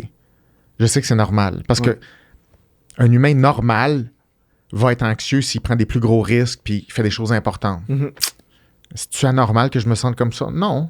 OK. Fait que c'est correct. Tu sais, c'est juste plus tough. Ouais. OK, bon. Ça, c'est une chose. L'autre chose, y a-tu d'autres choses qui sont reliées à des émotions négatives? Oui. Comme par exemple, je le sais que si je lis pas assez d'articles scientifiques, si je m'éduque pas assez, puis je prends pas du temps juste pour lire pour moi de la science, pour moi que j'aime, je me sentirais pas bien. OK. Fait il faut que j'incorpore ça à mon agenda, tu sais. OK. Par exemple, là, hier, je lisais, puis c'est parmi des grosses lectures que j'ai ces temps-ci sur le genre, l'identité de genre, l'expression de genre, qui est hyper complexe. Fait que je le sais que mon système émotionnel va dire, faut que tu lis sur le genre, là. Faut voir que tu fasses ça, là. Ouais. Je le sais. Fait que c'est comme, OK, ça, c'est une chose. Puis après ça, ben, je sais qu'il faut que je niaise. Il faut que j'ai une période de niaisage non productive aujourd'hui, comme n'importe qui. Ouais. Tu sais, des fois qu'on pense qu'on est hyper structuré, il faut que tout soit hyper productif. Pas nécessairement. Des fois, ce qui est productif, c'est de ne pas être productif. Ouais. Fait que là, mettons, je vais dire, OK, là, je vais écouter une affaire drôle sur Netflix. OK, je comprends. Carrément. Ouais. Je le sais ce que j'aime. Je sais qu'est-ce qui me fait rire. Ouais. Je veux rire. Je vous dis, c'est bon pour moi. Ouais. Fait que j'ai aucune culpabilité pour ça. C'est bon. Puis j'ai hâte à ce temps-là. Ouais. Puis là, je sais que je vais manger telle affaire à soir parce que là, je m'excite avec ça. Puis là, je trippe, là, ces temps-ci, c'est des grosses pétoncles. Là. Quand je trippe là-dessus, puis des pétoncles crus. Là, je suis dans un buzz comme ça. C'est ça que je veux. Ouais. Je vais m'organiser. Moi, je veux ça. Ça, c'est ma soirée. Je me dois ça. Je travaille assez fort. Donc, j'ai vraiment une espèce de récompense d'activité passive. Et ça, c'est sur une base quotidienne. Des fois, je sens que je manque de contact avec mes amis, avec des gens que j'aime, que je m'ennuie. Il va falloir que je fasse ça. Donc, à tous les jours, il faut que je désigne une journée qui va être bonne pour moi. Ouais. Parce que sinon, tu crées de l'endettement émotionnel qui va être transféré au lendemain, puis il va commencer à contaminer tes projets, puis tu vas moins les aimer, puis ton cerveau sera plus sûr si tes projets sont une menace ou quelque chose que tu aimes. Ouais. Parce que c'est facile de devenir confus. Parce que quand tu travailles sur des choses à long terme, le renforcement est tellement loin que c'est facile de se perdre. Ouais.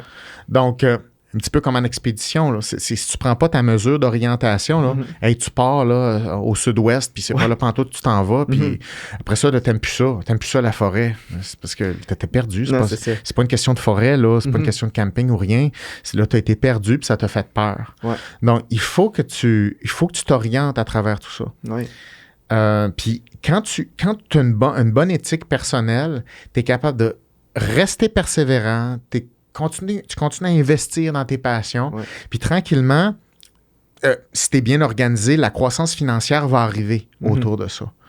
Mais ça sert à rien d'avoir juste une croissance financière si tu perds l'amour de ce que tu fais. Ça vaut pas la peine parce que ça passe vite la vie, puis c'est facile, mettons, faire un petit coup d'argent, mais il te reste tellement d'années à vivre pour être misérable. Faut faire attention à pas cumuler la misère inconsciemment. Puis là, c'est intéressant parce que ça m'amène à mon autre sujet qui était, au début du podcast, tu as dit que tu demandais jamais rien à tes parents, tu sais, inutile. Ouais. Ou, quand tu savais que quand tu voulais quelque chose, tu mettais de l'argent de côté dans ton enveloppe, tu sais. Ouais. Mais là, maintenant que tu étais plus libre financièrement que quand tu étais adolescent, OK? Ça a-tu resté, ça? Est-ce que tu es dépensier ou est-ce que tu focuses très bien sur tes choses encore? Moi, je trouve que j'ai une bonne santé financière puis j'ai une bonne relation avec l'argent. Okay. Si quelque chose en vaut la peine, ça me dérange pas de payer une fortune pour ça. Aucune culpabilité. OK. L'argent, à un moment donné, ça sert à ça. Ouais. Ça sert à traduire en expérience. OK, une partie. Fait que moi, j'ai aucun problème à m'acheter des affaires hyper chères. Hyper chères, là. OK? Des affaires qui n'existent même pas, qui sont toutes faites sur mesure, des affaires impossibles. Fait t'as-tu un exemple? on dirait que là, tout le monde, j'entendais tout le monde dire, y a-tu un exemple? Plein d'exemples. Écoute, mettons, OK, en ce moment, je refais mon foyer chez moi. Ouais. OK? Le foyer que j'ai dans la tête, il n'existe pas. C'est tellement Guillaume Duluth, comme phrase, je trouve. Là. Mais je sais que c'est ça que je veux dans la tête. Ouais. Fait que moi, ça me tente pas de payer de l'argent sur quelque chose qui va pas vraiment être à l'image de ce que je souhaite. Ouais. Donc, soit que je me fais un cadeau, soit je m'en fais pas. Je comprends. Tu sais, fait que là, j'ai bâti un foyer sur mesure en fonte et tout ça qui a coûté 100 000 $. Mais écoute, t'es embarqué dedans le truc. Tu sais, ça a pris une grue, mais ça. Bref, ça. Fait que c'est comme. Moi, c'est important pour moi le feu. Ouais. Je le sais, j'aime ça le feu. OK? Ouais. Fait que c'est comme. Là, je vais me tenter d'en avoir un chez nous, un feu. Je veux le voir. Peux-tu faire un feu de 6 pieds de haut? Ouais. Bon, ça n'existe pas. Ça se fabrique-tu? Qu'est-ce qu'il faut faire? C'est qui les ingénieurs qui les fabriquent? Fait que, tu sais, il y a des choses que, pour moi, ça vaut la peine, ça, dépenser de l'argent. Puis il y a des affaires qui n'en vaut pas la peine. Mm-hmm. Parce que, là, ça a l'air bien flashy, là, mais je dépense pas sur des affaires qui sont comme des petites dépenses inutiles. Mm-hmm. Fait que je fais attention à ce que si tu dépenses de l'argent, il faut vraiment que ça renforce quelque chose qui est comme un rêve à l'intérieur. Sinon, ne perds pas ton temps avec ça, parce que sinon, tu vas dépenser une fortune en petites choses dont tu te souviendras même pas. Mm-hmm. Donc, il y a ça. Fait que j'ai pas de culpabilité. Ouais. Non. L'autre chose, c'est que, puis ça, c'est pas une logique québécoise, c'est que... C'est là que j'allais. OK. Là j'allais. Bon, je sais pas où toi t'allais, mais c'est... Quand tu travailles fort dans ta vie, l'objectif, c'est que tu fais pas de l'argent juste pour toi. Tu fais de l'argent pour toi, ta famille puis ta descendance. Mm-hmm. Y en a d'autres cultures qui sont très, très forts là-dedans, comme les Juifs. Mm-hmm. C'est des machines de ça. Mm-hmm. C'est eux qui ont raison. Le but, moi, avoir une maison, tu sais, oui, c'est bien correct, mais c'est pas ça le but. Le but, c'est créer un patrimoine que tu vas pouvoir léguer à tes enfants. Ouais. Puis là, il va falloir t'enseigner à tes enfants comment gérer ça, puis qu'eux contribuent à ça. Puis là, tu as une lignée qui est forte, qui est solide. Ouais. Donc, moi, j'ai ça dans la tête. C'est-à-dire, l'argent, ça sert à garder pour les prochaines personnes de qui tu vas avoir la charge. Puis, est-ce que tu penses... Moi, c'est là que j'allais avec quand tu as nommé le Québec. Tu sais, as parlé d'autres cultures qui sont bons avec ça. Est-ce que... Comment tu trouves que le Québec est en ce moment au niveau de l'argent? Quand quelqu'un fait de l'argent, c'est parce que c'est tabou là, au Québec quand quelqu'un fait de l'argent. Puis tu as vu plein de cultures, tu en as vu vraiment beaucoup. Puis tu as vu des tribus qui n'ont même pas de système quasiment monétaire avec de l'argent papier comme nous on connaît. Fait que, comment tu trouves le Québec? Puis est-ce qu'il y a une culture que tu as trouvée qui était vraiment excellente avec l'argent? Ben, moi, je pense que le modèle juif, il est très, très puissant. Là. Mm-hmm. Définitivement, les liens familiaux sont super forts, l'éthique de travail sont super forts. Ils travaillent fort, les valeurs sont extrêmement serrées. Et ils ont la logique de... C'est comme de l'argent, ça ne sert pas à dépenser sur une auto modifiée. Là. Ouais. Tu bâtis quelque chose, puis c'est un privilège d'avoir de l'argent. Tu l'as gagné, bravo. Mm-hmm. Mais... il faut que tu sois solide. Compte pas sur l'environnement pour comme prendre soin de toi. Il faut que tu sois autonome. Puis ça, on n'a pas cette logique-là de survie en ce moment. Et puis, l'argent, c'est corrélé au succès. Ouais. Puis évidemment, le succès va toujours créer de la jalousie. Ça, c'est sûr. Tous les humains sont jaloux parce qu'ils se comparent sans arrêt. Mm-hmm. Y a des cultures qui sont nettement meilleures que d'autres pour promouvoir le succès. Mm-hmm. Puis ça n'a pas rapport nécessairement avec l'argent. Un des exemples, quand je suis en Éthiopie, eux, c'est pas l'argent, c'est les vaches ou les chèvres. Ouais. C'est ton troupeau. Plus tu as un gros troupeau, plus tu es puissant. Mm-hmm. C'est comme de l'argent, c'est la même chose, OK? Mais on reconnaît cette valeur-là de dire, wow, regarde cet homme-là, il est capable de garder en vie 100 vaches ou 150 chèvres. Wow! Mm-hmm. C'est un gars qui est très fiable. Parce que regarde qu'est-ce qu'il est capable de maintenir en vie. Mm-hmm. Donc, non seulement il y a une valeur, parce que c'est une valeur, mais c'est une valeur vivante. Il garde des unités en vie. C'est quelque chose. Donc, évidemment, cet homme-là va avoir une meilleure crédibilité pour avoir une femme, pour avoir la confiance de beaux-parents, tout ça. Parce que quand tu es un homme, dans la plupart des cultures du monde, c'est pas basé sur le feeling d'amour et ces affaires-là. T'es-tu vraiment fiable comme personne? Ouais. Puis c'est comme, dis-moi pas que oui, montre-moi que oui. Mm-hmm. Donc, définitivement, il y a des cultures qui sont meilleures que d'autres pour valoriser cette richesse-là, ce succès-là. Puis en ce moment, la richesse est associée un peu à un privilège non mérité. Parce que là, il y a toute la notion de privilège, là, en ce moment, qui est en jeu. C'est-à-dire, si tu as une ressource ou une position qui te donne accès à des ressources, c'est pas parce que tu le mérites. C'est parce que tu l'as comme un peu volé. Donc, en ce moment, l'idée du privilège est associée à un privilège qui est non mérité. Mhm. Donc, en ce moment, il n'y a plus de distinction entre un privilège qui est non mérité et un privilège qui est mérité. Les privilèges non mérités, c'est absolument corrosif, complètement. Je veux dire, c'est absolument néfaste. Ça, c'est vrai. Mais la plupart des privilèges sont mérités. Mhm. Le système est assez désigné pour que tu aies assez de liberté pour tirer ton épingle du jeu. Ouais. Évidemment, c'est pas tout le monde qui part à la même place, puis ça, on n'a pas de contrôle là-dessus. Ouais. Personne part du ground zero exactement. Non. Ça n'existe pas, c'est impossible. Mais l'opportunité est grande dans les sociétés qu'on a faites. Ouais. Est-ce que c'est parfait? Non. Est-ce qu'il y a de la corruption? Oui. Y a des privilèges non mérités? Il y en a. Mais ça ne représente pas le système au complet. Ouais. Fait que là, en ce moment, on nie les privilèges comme si tous les privilèges sont non mérités. Mhm. Puis si tous les privilèges sont non mérités, ça veut dire que la compétence ou le mérite n'existe plus. Mhm. Donc, si le mérite n'existe plus, comment tu peux avoir une bonne relation avec la richesse? C'est rendu impossible. Mhm. Donc, il faut que tu te caches pour réussir. Et quand une société doit cacher ses meilleurs individus qui réussissent, ça va pas bien, les amis. Ouais. Donc, en ce moment, si on regarde des indices économiques, financiers, on peut pas être à une pire position en ce moment au Canada, puis ça s'en va vers le pire. Mhm. On est rendu à 8 % d'inflation. Je veux dire, c'est les personnes qui sont riches s'en vont du Canada parce que c'est comme on surtaxe, puis en tout cas, c'est compliqué, là, c'est un gros sujet, mais il n'y a pas la valorisation de ce qui crée la richesse. Ouais. On n'est pas dans un courant comme ça présentement. Dernier gros sujet avant, parce qu'après j'ai plein de petites questions un peu plus rapides. OK. Dernier gros sujet, je voudrais qu'on parle, c'est de l'anxiété. OK. On aurait pu faire un podcast juste là-dessus au complet, Ouais. mais côté objectif, passion, assez de réussir dans la vie, tu sais, on vit de l'anxiété comme tu as mentionné. Tu sais, des fois, on a des journées que, comme là, on le vit, on fait un projet ensemble, puis il y a des facteurs anxiogènes qui pop un petit peu de partout.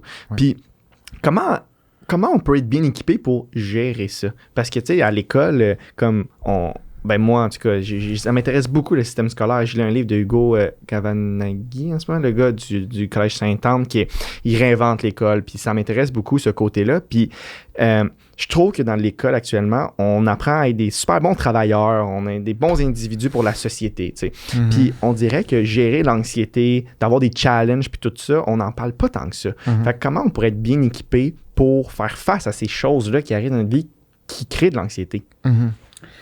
Ben, je pense que le problème est plus large que ça. Ça concerne les émotions négatives au sens large. Mm-hmm.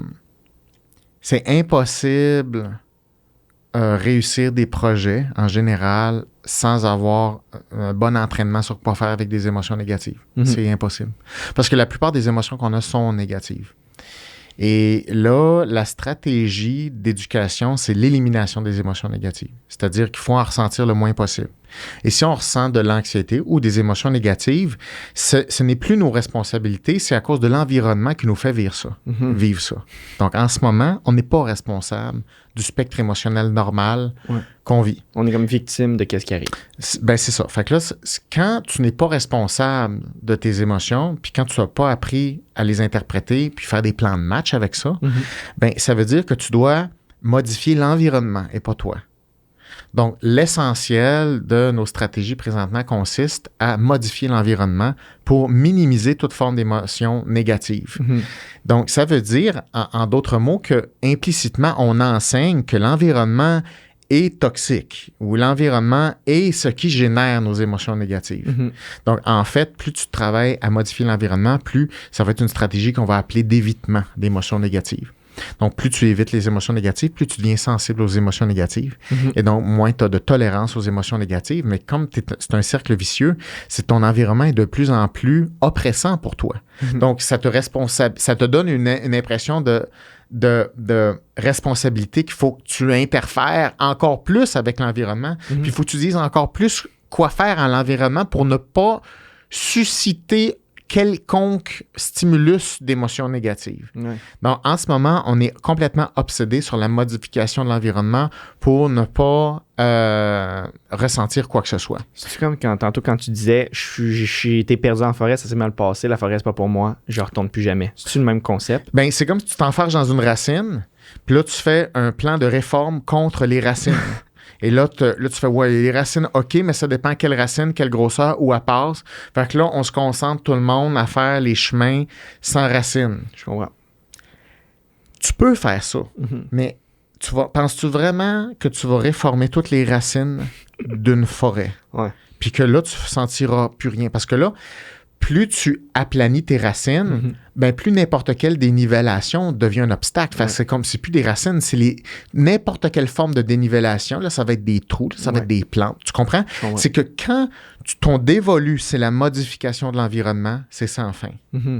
Donc, puis là, mettons, là, tu dis, OK, on a enlevé les racines, mais là, on dirait que je tombe pareil, puis je suis pas plus heureux dans ma forêt. Comment je vais convaincre du monde pour dire que là, je veux ça encore plus flat et parfait que ça dans la forêt?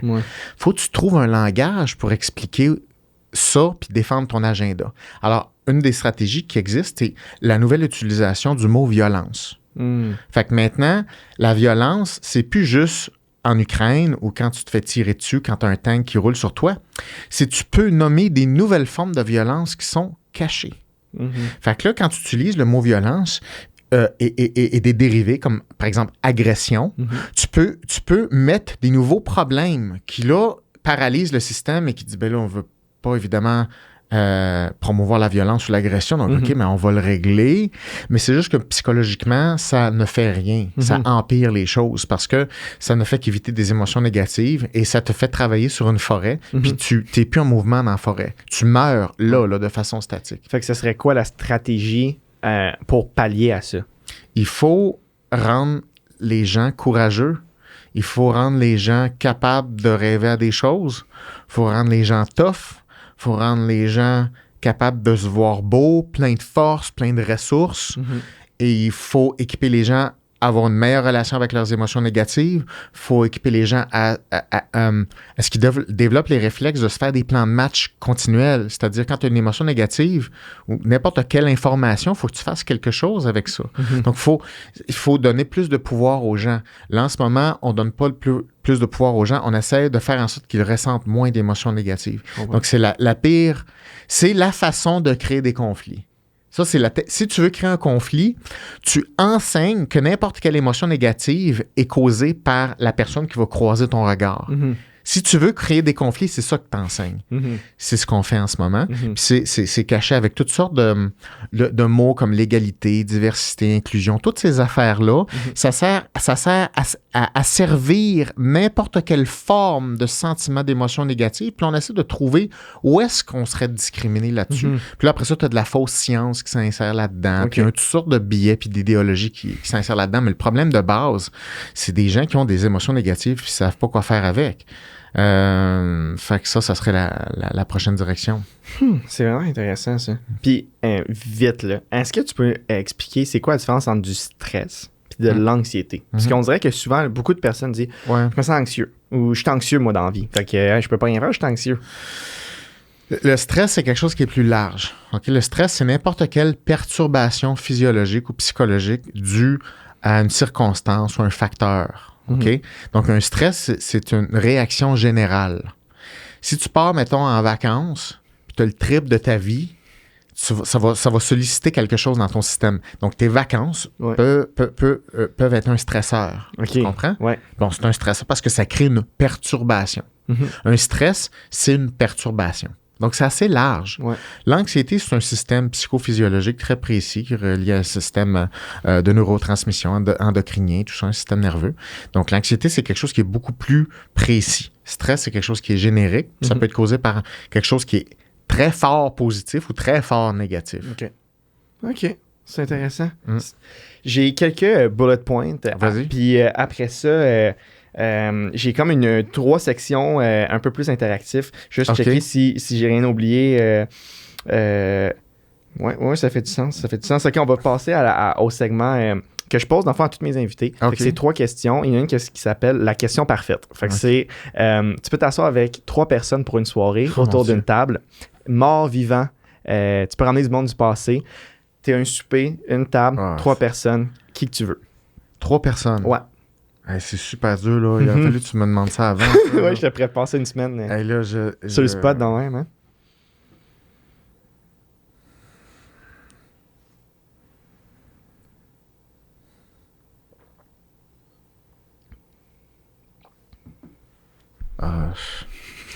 Désolé pour le montage. On est toujours là, les gens, quittez pas.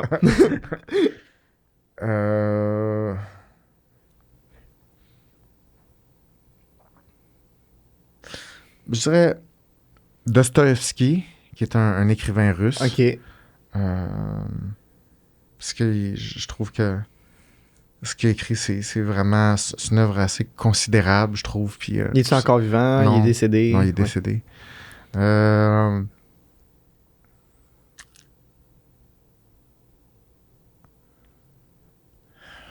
Einstein, définitivement.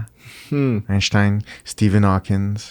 Ces trois-là? Ouais, ça serait des physiciens, je pense. C'est très intéressant. Ouais. Souvent, mais c'est vrai que j'ai reçu beaucoup d'entrepreneurs, fait que tout le monde me dit Elon Musk, t'sais, ou je veux parler avec tel. Mais c'est intéressant, t'es le premier qui sort 3 physiciens. C'est pas intéressant. Ouais.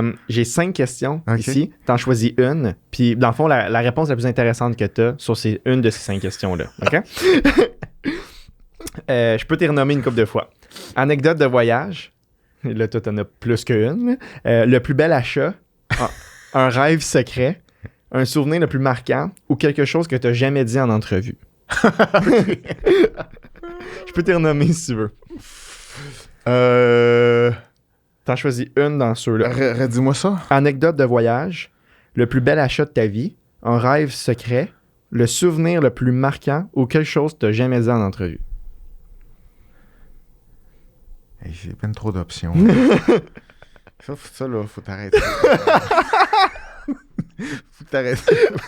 Ça, faut t'envoyer ça d'avance, mais c'est chiant. C'est très chiant.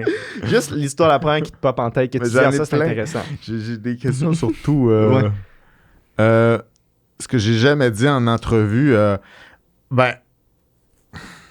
je l'ai dit une fois dans un live, un moment donné, mais je l'ai jamais dit en entrevue. Moi, je m'habillais en fille quand j'étais petit. Je t'ai dit, savais-tu ça? Non, je savais pas. Ouais, moi, je m'habillais en fille. Je tripais sur m'habiller en fille. Je m'habillais avec des Tupperware. Je me mettais des chapeaux. C'était des Tupperware. Fait que je mettais, mettons, le linge de ma mère. Puis j'avais tout le temps un chapeau qui était un plat. OK. Différent. Puis, ouais. Quel âge à peu près? Ah, pour se donner une idée. Hein. 3, 4, 5, 6, 7, jusqu'à au moins 10, 12 ans. OK. Ouais, je m'habillais beaucoup en fille. À l'Halloween, j'étais souvent en fille. J'aimais ça me maquiller comme une fille, puis mes parents étaient très inquiets. Oui, c'est ça.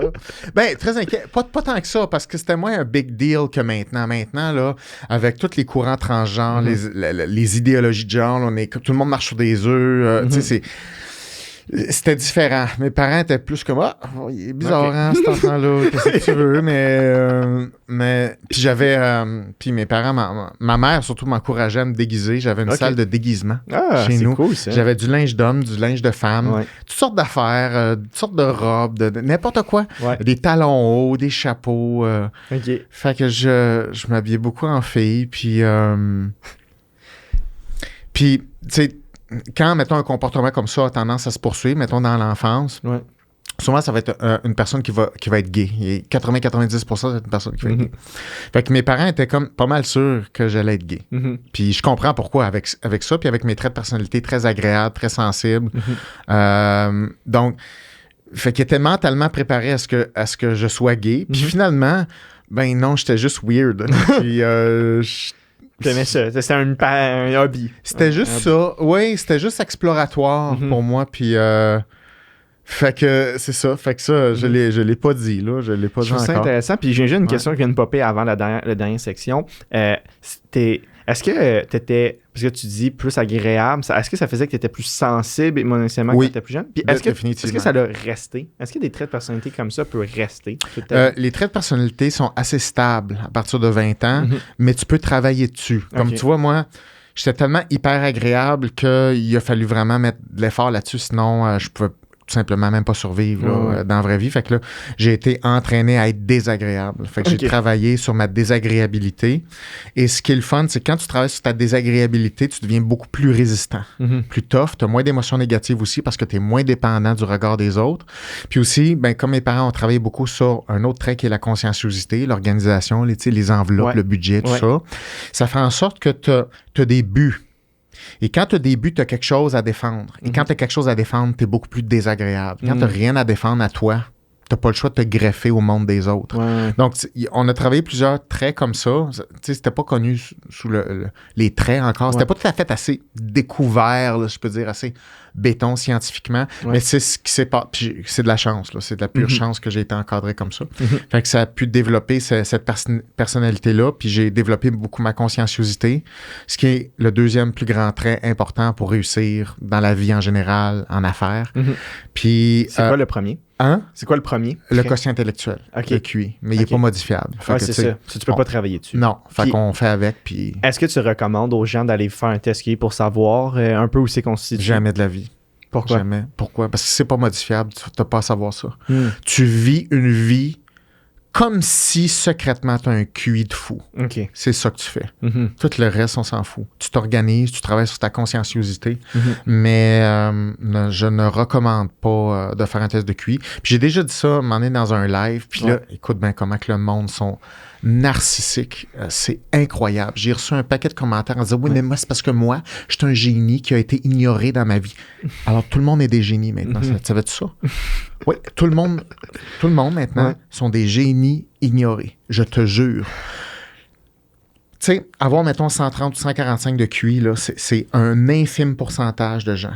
Ben, comme par hasard, en dessous de mon post, c'était tous des génies. Ils ont tous 130, 145 de QI, mais malheureusement, ils n'ont pas réussi leur vie parce que la société a ignoré leur génie.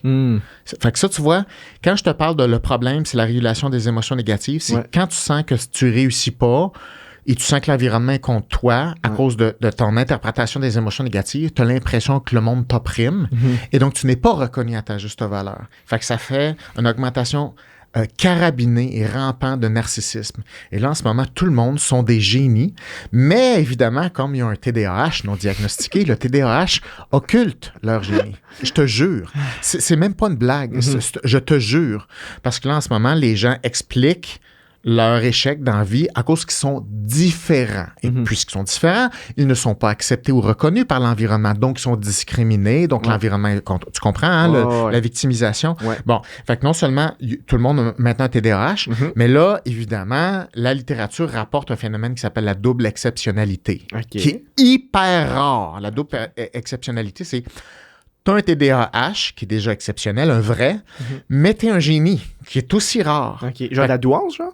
Oui, mais la douance, c'est ça. La douance, c'est un terme un peu plus flou, là, mais mettons que c'est encore comme là. T'es un génie, genre. Oui, OK. Mettons là, t'es un génie, mais ça paraît pas que t'es un génie parce que ton TDAH fait en sorte que tu as de la misère à fonctionner dans la société, mais dans le fin fond, t'es un génie. Alors, non seulement, avec le concept de la double exceptionnalité, tu peux augmenter ton ego, puis ta supériorité hiérarchique théorique, mais non seulement tu peux expliquer le fait que tu n'as pas réussi dans la vie, puis que tu as une vie qui est relativement misérable, parce que tu n'es pas reconnu à ta juste valeur. Puis les gens sont convaincus de ça. C'est tellement incroyable. Si tu sais quoi, la fréquence de la double exceptionnalité, c'est 0,007%. Puis quand tu regardes en bas de mon post, tu as plusieurs interventions. Oui, mais c'est parce que la double exceptionnalité, t'en fais quoi? Oui, mais la double tout le monde se sent complètement interpellé parce qu'ils sont brimés dans leur génie. Et tu vois, ça fait du narcissisme. Du narcissisme, c'est quand le monde doit s'adapter à toi. Mais quand tu travailles là-dessus, t'es pas sorti du bois parce qu'il n'y a rien qui va avancer. Tu vas tout le temps sentir que tu es dévalorisé par l'environnement puis que tu n'es jamais reconnu. Puis tu vas passer ta vie comme ça, toute ta vie. Ta vie, là, tu vas interpréter ta vie comme étant le fait que la société n'a jamais pu te reconnaître dans ton génie ou tes capacités exceptionnelles. Donc, les gens sont obsédés à l'idée d'être plus exceptionnels que les autres. Donc, en gros, fuck le QI. Vous n'avez pas besoin de ça. On a besoin de travailler et c'est là-dessus qu'on a du contrôle. Puis on n'a pas besoin de réussir mieux ou moins bon que les autres. On a besoin de sentir que nos projets avancent et c'est assez. Il y a toujours des gens qui vont réussir plus que toi, puis d'autres qui vont réussir moins que toi. Ça n'a aucune importance, cette comparaison-là. C'est intéressant. Puis là, on dirait que j'ai un autre point qui me pop dans ma tête. Ça me fait un lien avec les coachs de vie Instagram. Là, on dirait que ça pleut. Là, il y en a à pelleter. Moi, qu'est-ce que je comprends pas, c'est que c'est légal. Légal, là. Je te parle pas le fun, légal, là, de dire aux gens t'es triste, viens me parler, mais que ils n'ont aucune compétence scientifique ou des trucs comme ça. C'est quoi ton point de vue là-dessus, les coachs de vie Instagram? C'est très motivationnel, là. Sans insulter personne. Tu sais, c'est sûr que la volonté d'aider quelqu'un est bonne. Ouais. Je peux pas être contre ça. Mais comme je le disais un petit peu tantôt, c'est pas parce que tu veux aider quelqu'un que tu lui feras pas du mal. Mm-hmm. La bonne intention ne crée pas nécessairement quelque chose de bon. En fait, ça n'a souvent rien à voir. Donc, OK. Quand on dit c'est l'intention qui compte, c'est pas vrai. Il y a des choses que oui, puis il y a des choses que non. Mm-hmm. Tu sais, il y a des choses qui nécessitent un savoir-faire technique, comme de la psychologie. Mm-hmm. Puis l'intention d'aider les autres, ben, c'est un bon point de départ. Je veux dire, si c'est vrai, là, si c'est une réelle intention, c'est un bon point de départ. Mais c'est comme, mettons, tu veux réparer un hélicoptère. Tu as l'intention de réparer un hélicoptère. Sais-tu quoi faire pour réparer ça, toi? Mm-hmm.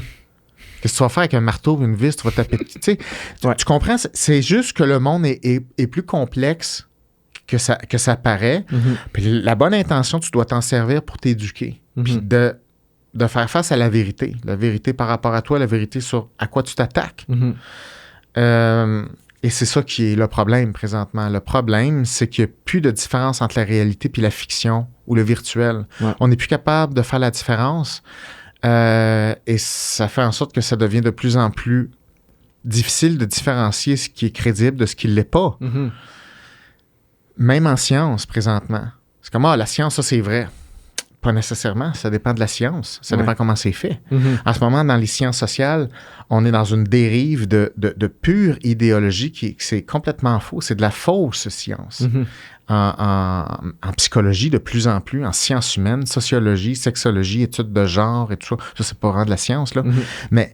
Mais on est dans une dérive c'est de l'idéation. Ce n'est pas de la réelle science. Mais comme le commun des mortels, comment ils font pour différencier l'un et l'autre? Mm-hmm. C'est vraiment difficile. Il faut vraiment comprendre c'est quoi de la méthodologie, par exemple. Il faut comprendre c'est quoi des mathématiques, des stats, des choses comme ça.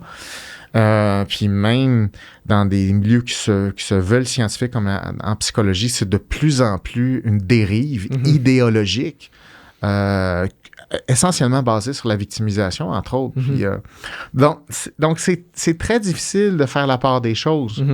Donc, si dans un milieu universitaire, on a de la misère à faire la part des choses, imagine sur Instagram où c'est complètement un buffet ouvert.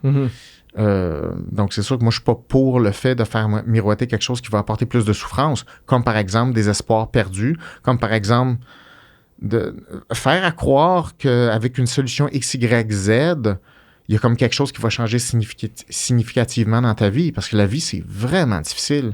C'est extrêmement compétitif. C'est dur réussir sa vie, c'est dur se comprendre. Il faut investir beaucoup.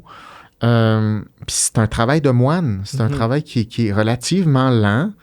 Pas nécessairement... Je veux dire, c'est un processus continu toute sa vie, mais je veux dire, au moins maîtriser sa machine, c'est un processus qui doit être basé sur de la science puis une bonne méthode pédagogique, mais n'importe quoi qui est rapide, déjà là, il faut éveiller, il faut avoir un petit soupçon sur qu'est-ce qui se passe. Puis surtout la personne qui fait la promotion de ça, parce qu'on est dans un univers marketing. Fait que tout le monde veut vendre quelque chose. Ouais. C'est correct, là, vouloir vendre quelque chose, mais aussi, il faut que le public soit éduqué à dire ça. C'est faux. Ça se peut pas, ça.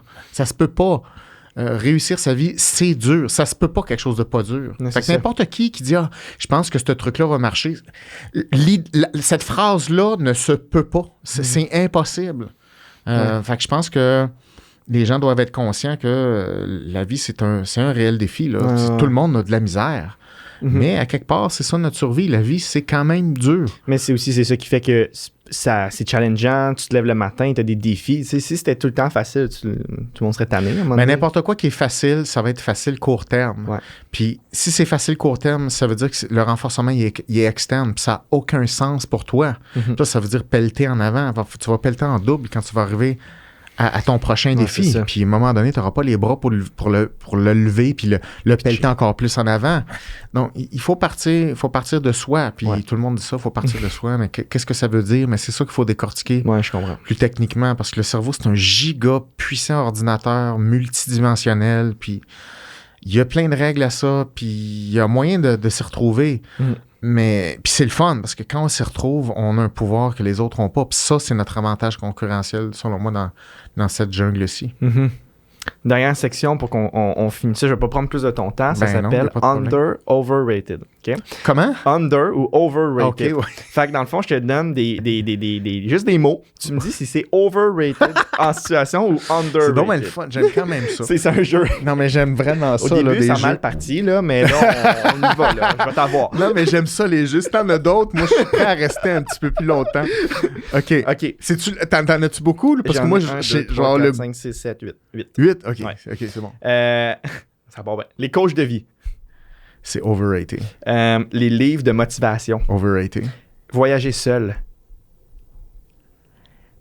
C'est parce que t'as un branding maintenant là, qui a contaminé le truc. C'est rendu comme cool, faire des... Ouais.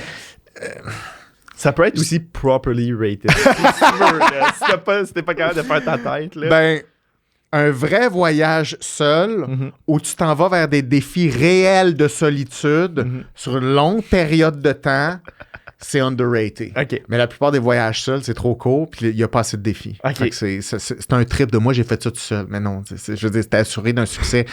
Tu l'as faké. Okay. C'est pas vrai, tu as réussi à contourner le truc. Tu t'es acheté l'espèce de médaille de moi, j'ai voyagé seul. Tu n'as pas fait une vraie affaire. Tu t'es acheté la badge. Oui, c'est ça. Apprendre une langue. Ah, ça, c'est underrated. C'est tellement, tellement important. Comme processus d'apprentissage, ne serait-ce que choisir sa langue, l'avantage que ça offre, le fait de comprendre une autre façon de formuler le monde, parce que les mots, ça indique une vision du monde, c'est relié à une culture, une société, une histoire. C'est définitivement underrated. Avoir des followers. C'est définitivement overrated. J'essaie de me dire, ça pourrait-tu être overrated, ça pourrait-tu... Non. Mais en même temps, si, exemple, d'un point de vue business, avoir des followers, tu peux rendre avec de l'attention, vendre quelque chose. C'est ça. C'est comme dire de l'argent, c'est overrated. Ouais, c'est ça.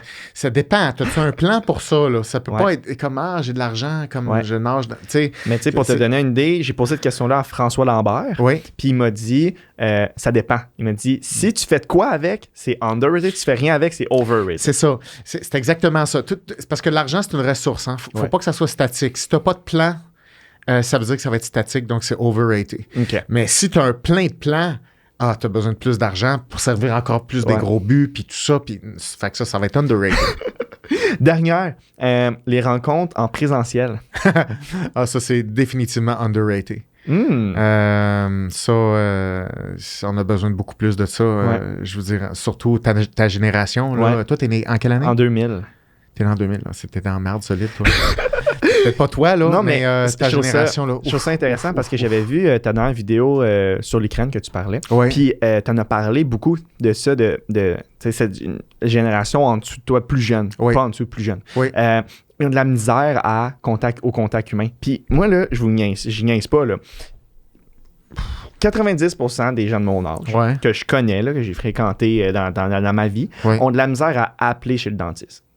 Tu comprends? Ils ont de la misère à... Tu sais, il y a des memes que je vois sur TikTok de comme « Ah, j'ai 21 ans, j'ai de la misère à appeler, il faut que je demande à ma mère. » Puis tu sais, c'est drôle, puis on rit de ça.